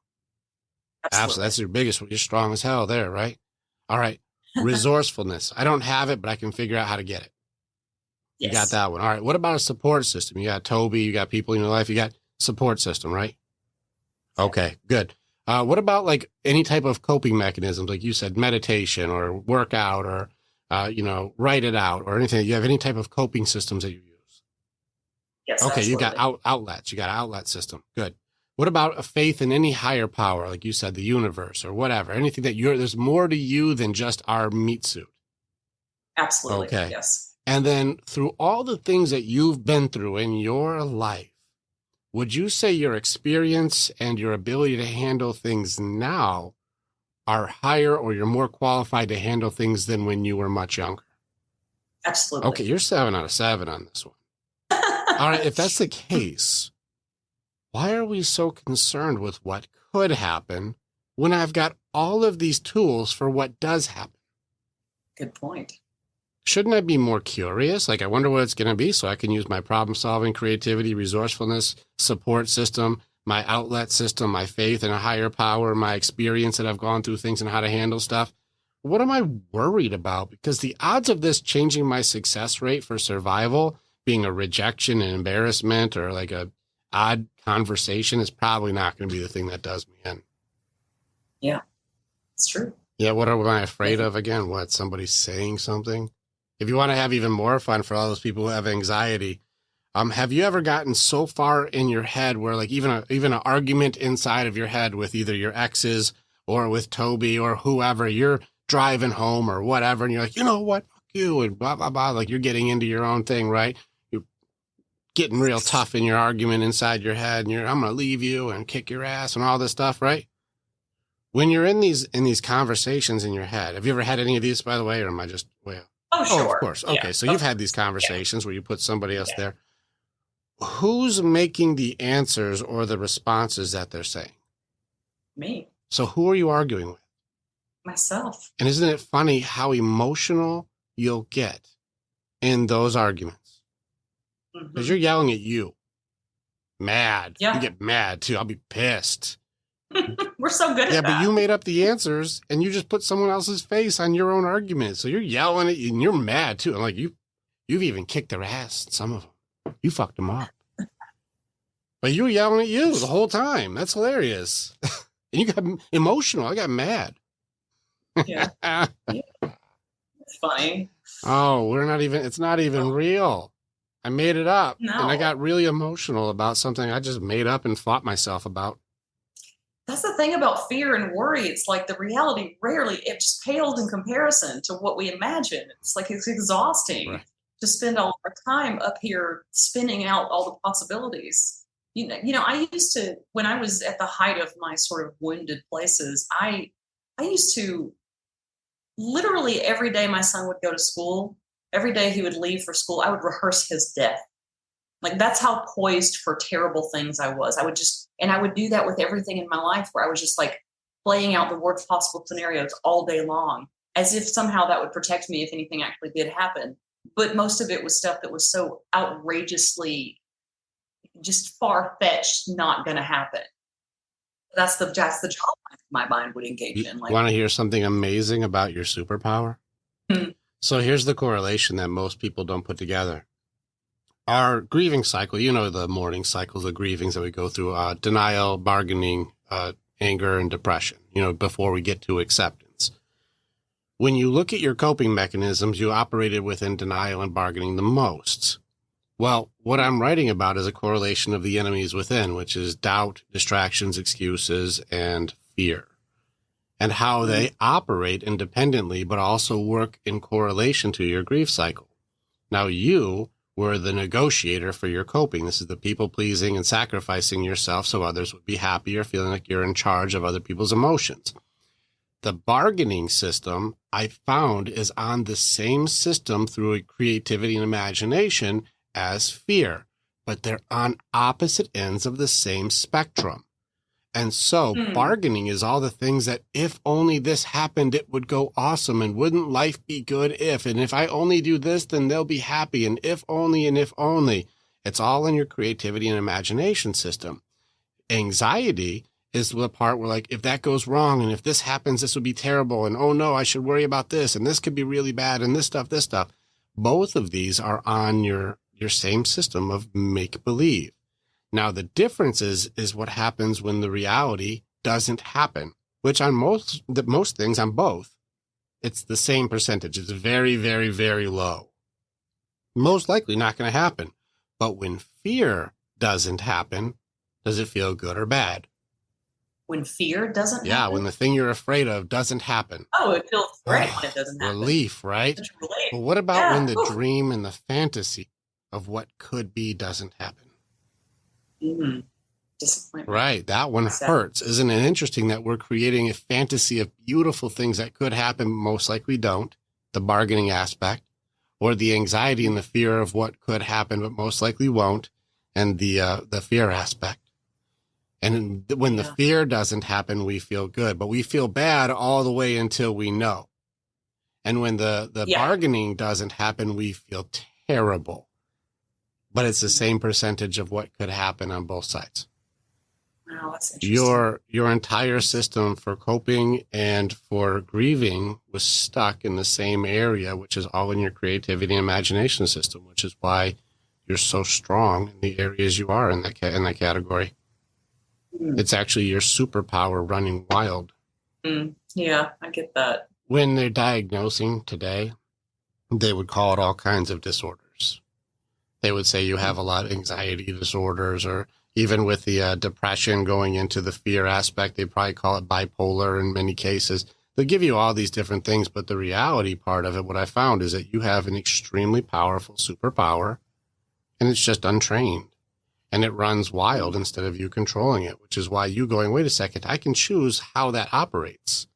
You're recognizing that you can, no different than controlling fire. On one hand, it can be warm and keep people safe, and I can cook food and decontaminate things, and I can do all this amazing. Fire can be the reason that we're all congregated around a campfire and sharing and being warm and loved. Fire can also burn the whole house down. You can destroy the village. It can burn the whole garden. You can destroy everything in moments. And so it's the same thing. It's an amazing ability, but do you have it trained or is it untrained? And this is the warrior's way, is there's only two kinds of people, trained or untrained, but you're not broken. You're brilliant. It's just people will diagnose it off of symptoms and not do the work to train it. Yeah, that does resonate. Feels good though, right? To not be like, oh, I'm diagnosed an issue. It's like, no, you're amazing. You just have to practice. Yeah, that's the thing. That's the stage I'm at right now. Is like I've just got to get better and better at driving this machine, at understanding the mind, and I love that. I love being in the work of that. Because I feel so much more powerful than I did when I thought it was all just happening to me. Correct, and it was all happening for you, which is where. Kudos to you. I have found the same answer. All the trauma that you went through is because you're supposed to be the one who helps people get out of it. And you can't help people out of hell if you've never been there. And for all of the people, which is why I'm grateful for all of the coaches and the sham people who have certifications or they have degrees who are just, they've never done it. They've only read about it. The cream will rise to the top. Like you'll start to see a separation from the bullshit artists and the authentic people. You'll start to see it. And so I'm glad. I'm like, let there be a gajillion people who are in this industry. Let there be a pasquillion high ticket sale people. Let them do it, because it's going to expose who's really doing it and who's not. And that's good. Yeah. I'm looking for challenge everything. And so it's like, if you can look at people, and this is where you'll know the difference from someone like you and me, and somebody who went to school and read the book. There's a difference, because I do the example when I talk to people. I'm like, we go into hell all the time to go get people. And when we're pulling them through, there's this giant congregation of people who have bought into a marketing program for somebody who has a degree on their wall. And they're all standing by this area where it's just a broken down, destroyed bridge. And they're like, this says here, it looks like here in the book says there should be a bridge here. And then you just cross that, and then you should be able to get out of there. And people like you and I are going, what are you guys standing here for? They're like, my therapist or my counselor, they say I got to go over the bridge, but it's impossible for me. I can't figure it out. And so I've been here for 2 years, and I just feel like my anxiety and my shame, and I'm not good enough, and like I can't listen, and they're wondering why I'm stuck, and maybe I need more medication, and my dose is wrong, and I can't get past the bridge, and I'm a piece of shit, and I suck at life. And we're like, there hasn't been a bridge here in like decades. That thing's it hasn't been. You got to go through the despair, and then you got to go around through distractions, which is going to try and get you, and then we got to go right through doubt. And then you have to face your fear. You have to face that. And then we have to go right over all of like the blame, shame, and judgment area, which is a nightmare. So you have to get through that. And then we have this veil of self that you got to push through. And that's how you get out. That's the only way.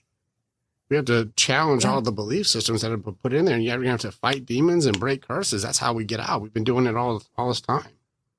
No. The only way out is through. No, they got a piece of paper on the wall, and they read a book. So I'm just going to stay here and hate myself. And I'm like, okay, there's a big group of people just feeling like they're the problem because the person who's reading the book says there's a bridge. And I'm like, you haven't been there. You've never been in hell before. You don't know. There's something so true about that. I had this conversation recently with somebody, and they were like, it doesn't matter. There was a conversation around like having a degree or having some kind of credentials. And I was like, for me, like my degree is my life. I've got wisdom and understanding because I've walked in all of these shoes. I've been there. One of the beautiful gifts of it, and I'm sure you experience this yourself, is we have this amazing capacity to be with anything. We can be with things that a lot of people aren't capable of sitting in the room with. And I see that as a gift. I see that as a wonderful gift. And we all get opportunities in our lives to sort of show up in a space that it's really challenging for a lot of people to be in that have not lived through these experiences and don't have necessarily the resilience and the understanding. Hell makes you humble. This is one of my head coaches, Ryan. He says this often. He's like, hell makes you humble. And so we can sit in the things that other people don't want to deal with, and their pride and their ego and their certificates and their degrees oftentimes won't let them actually be able to deal. This is where a lot of people in the therapy or social work or counseling field don't like talking to people like me. The reason why is I go, how far have you gotten in your own work?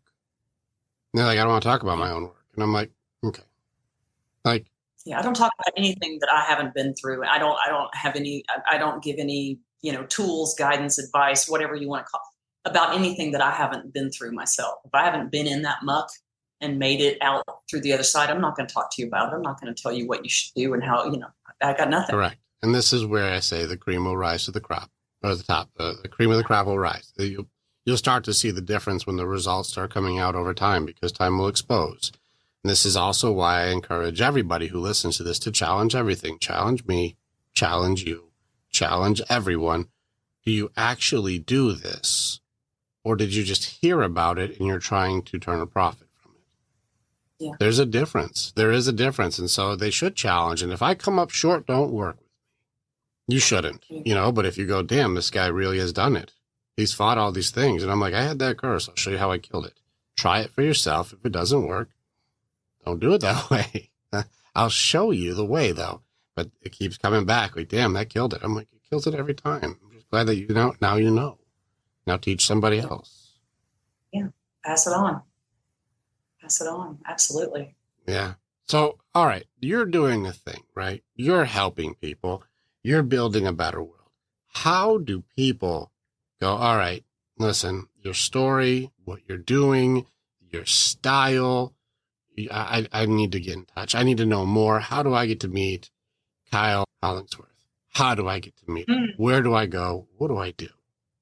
Good questions. Well, you have a few options. One, you can join, if you're a Facebook person, not everyone is, but if you are, I have a private Facebook community called Courageous AF.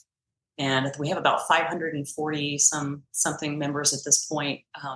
That's a very safe space. And I show up there a lot and share what I know. I do some lives. I invite guests on, just share everything that I can possibly share through that funnel to help people to live more courageously. And I'm also on Instagram through my art and my other work under Kyle Creative, just at Kyle Creative. And my website is kyle-creative.com. I am potentially going to be launching a Courageous AF site, but it's not done yet. So just go to Kyle-Creative if that's your mode, and you can find me there. And I'd love to connect with you and talk more about courage and creativity in life. Absolutely. Now, do you primarily work with like men or women or both, or what's your style? Like, where's your target? I would say both. I'd say more often than not, what I have in terms of people that engage with me more regularly, it's more women. But everyone who comes is welcome, and there's no distinction for me. We're all the same. We're all humans. We're all just figuring this shit out, you know. Yeah, for sure. I always say being a human takes guts, and we're all doing it together. Gender is irrelevant, really. For sure. Yeah, no, and it's true. There's a lot of people just all going through really tough things. And, you know, it's interesting how many people live their life with blame, shame, and judgment when like we're all just going through our own versions of just fucked up nightmares half the time. Yeah, we're all just a mirror for each other. And, you know, that's why I think it's so important to be vulnerable for those of us who feel safe to and who can and choose it, you know, to be vulnerable and to be authentic. Because I think that, especially in today's age with all of the, you know, technology, we don't have to go down that rabbit hole, but, you know, I think we're all desperately craving connection and authenticity and vulnerability. And that's one of the biggest gifts that we can, and that takes courage. It does, but it's one of the biggest gifts that we can give each other, I think. Mm-hmm. Well, there's a lot of also, you see people who are isolated, and suppression leads to that expression. And you know that game. Push it down, push it down. It either erupts into anger and rage, or erupts into extreme sadness or sickness. Yeah.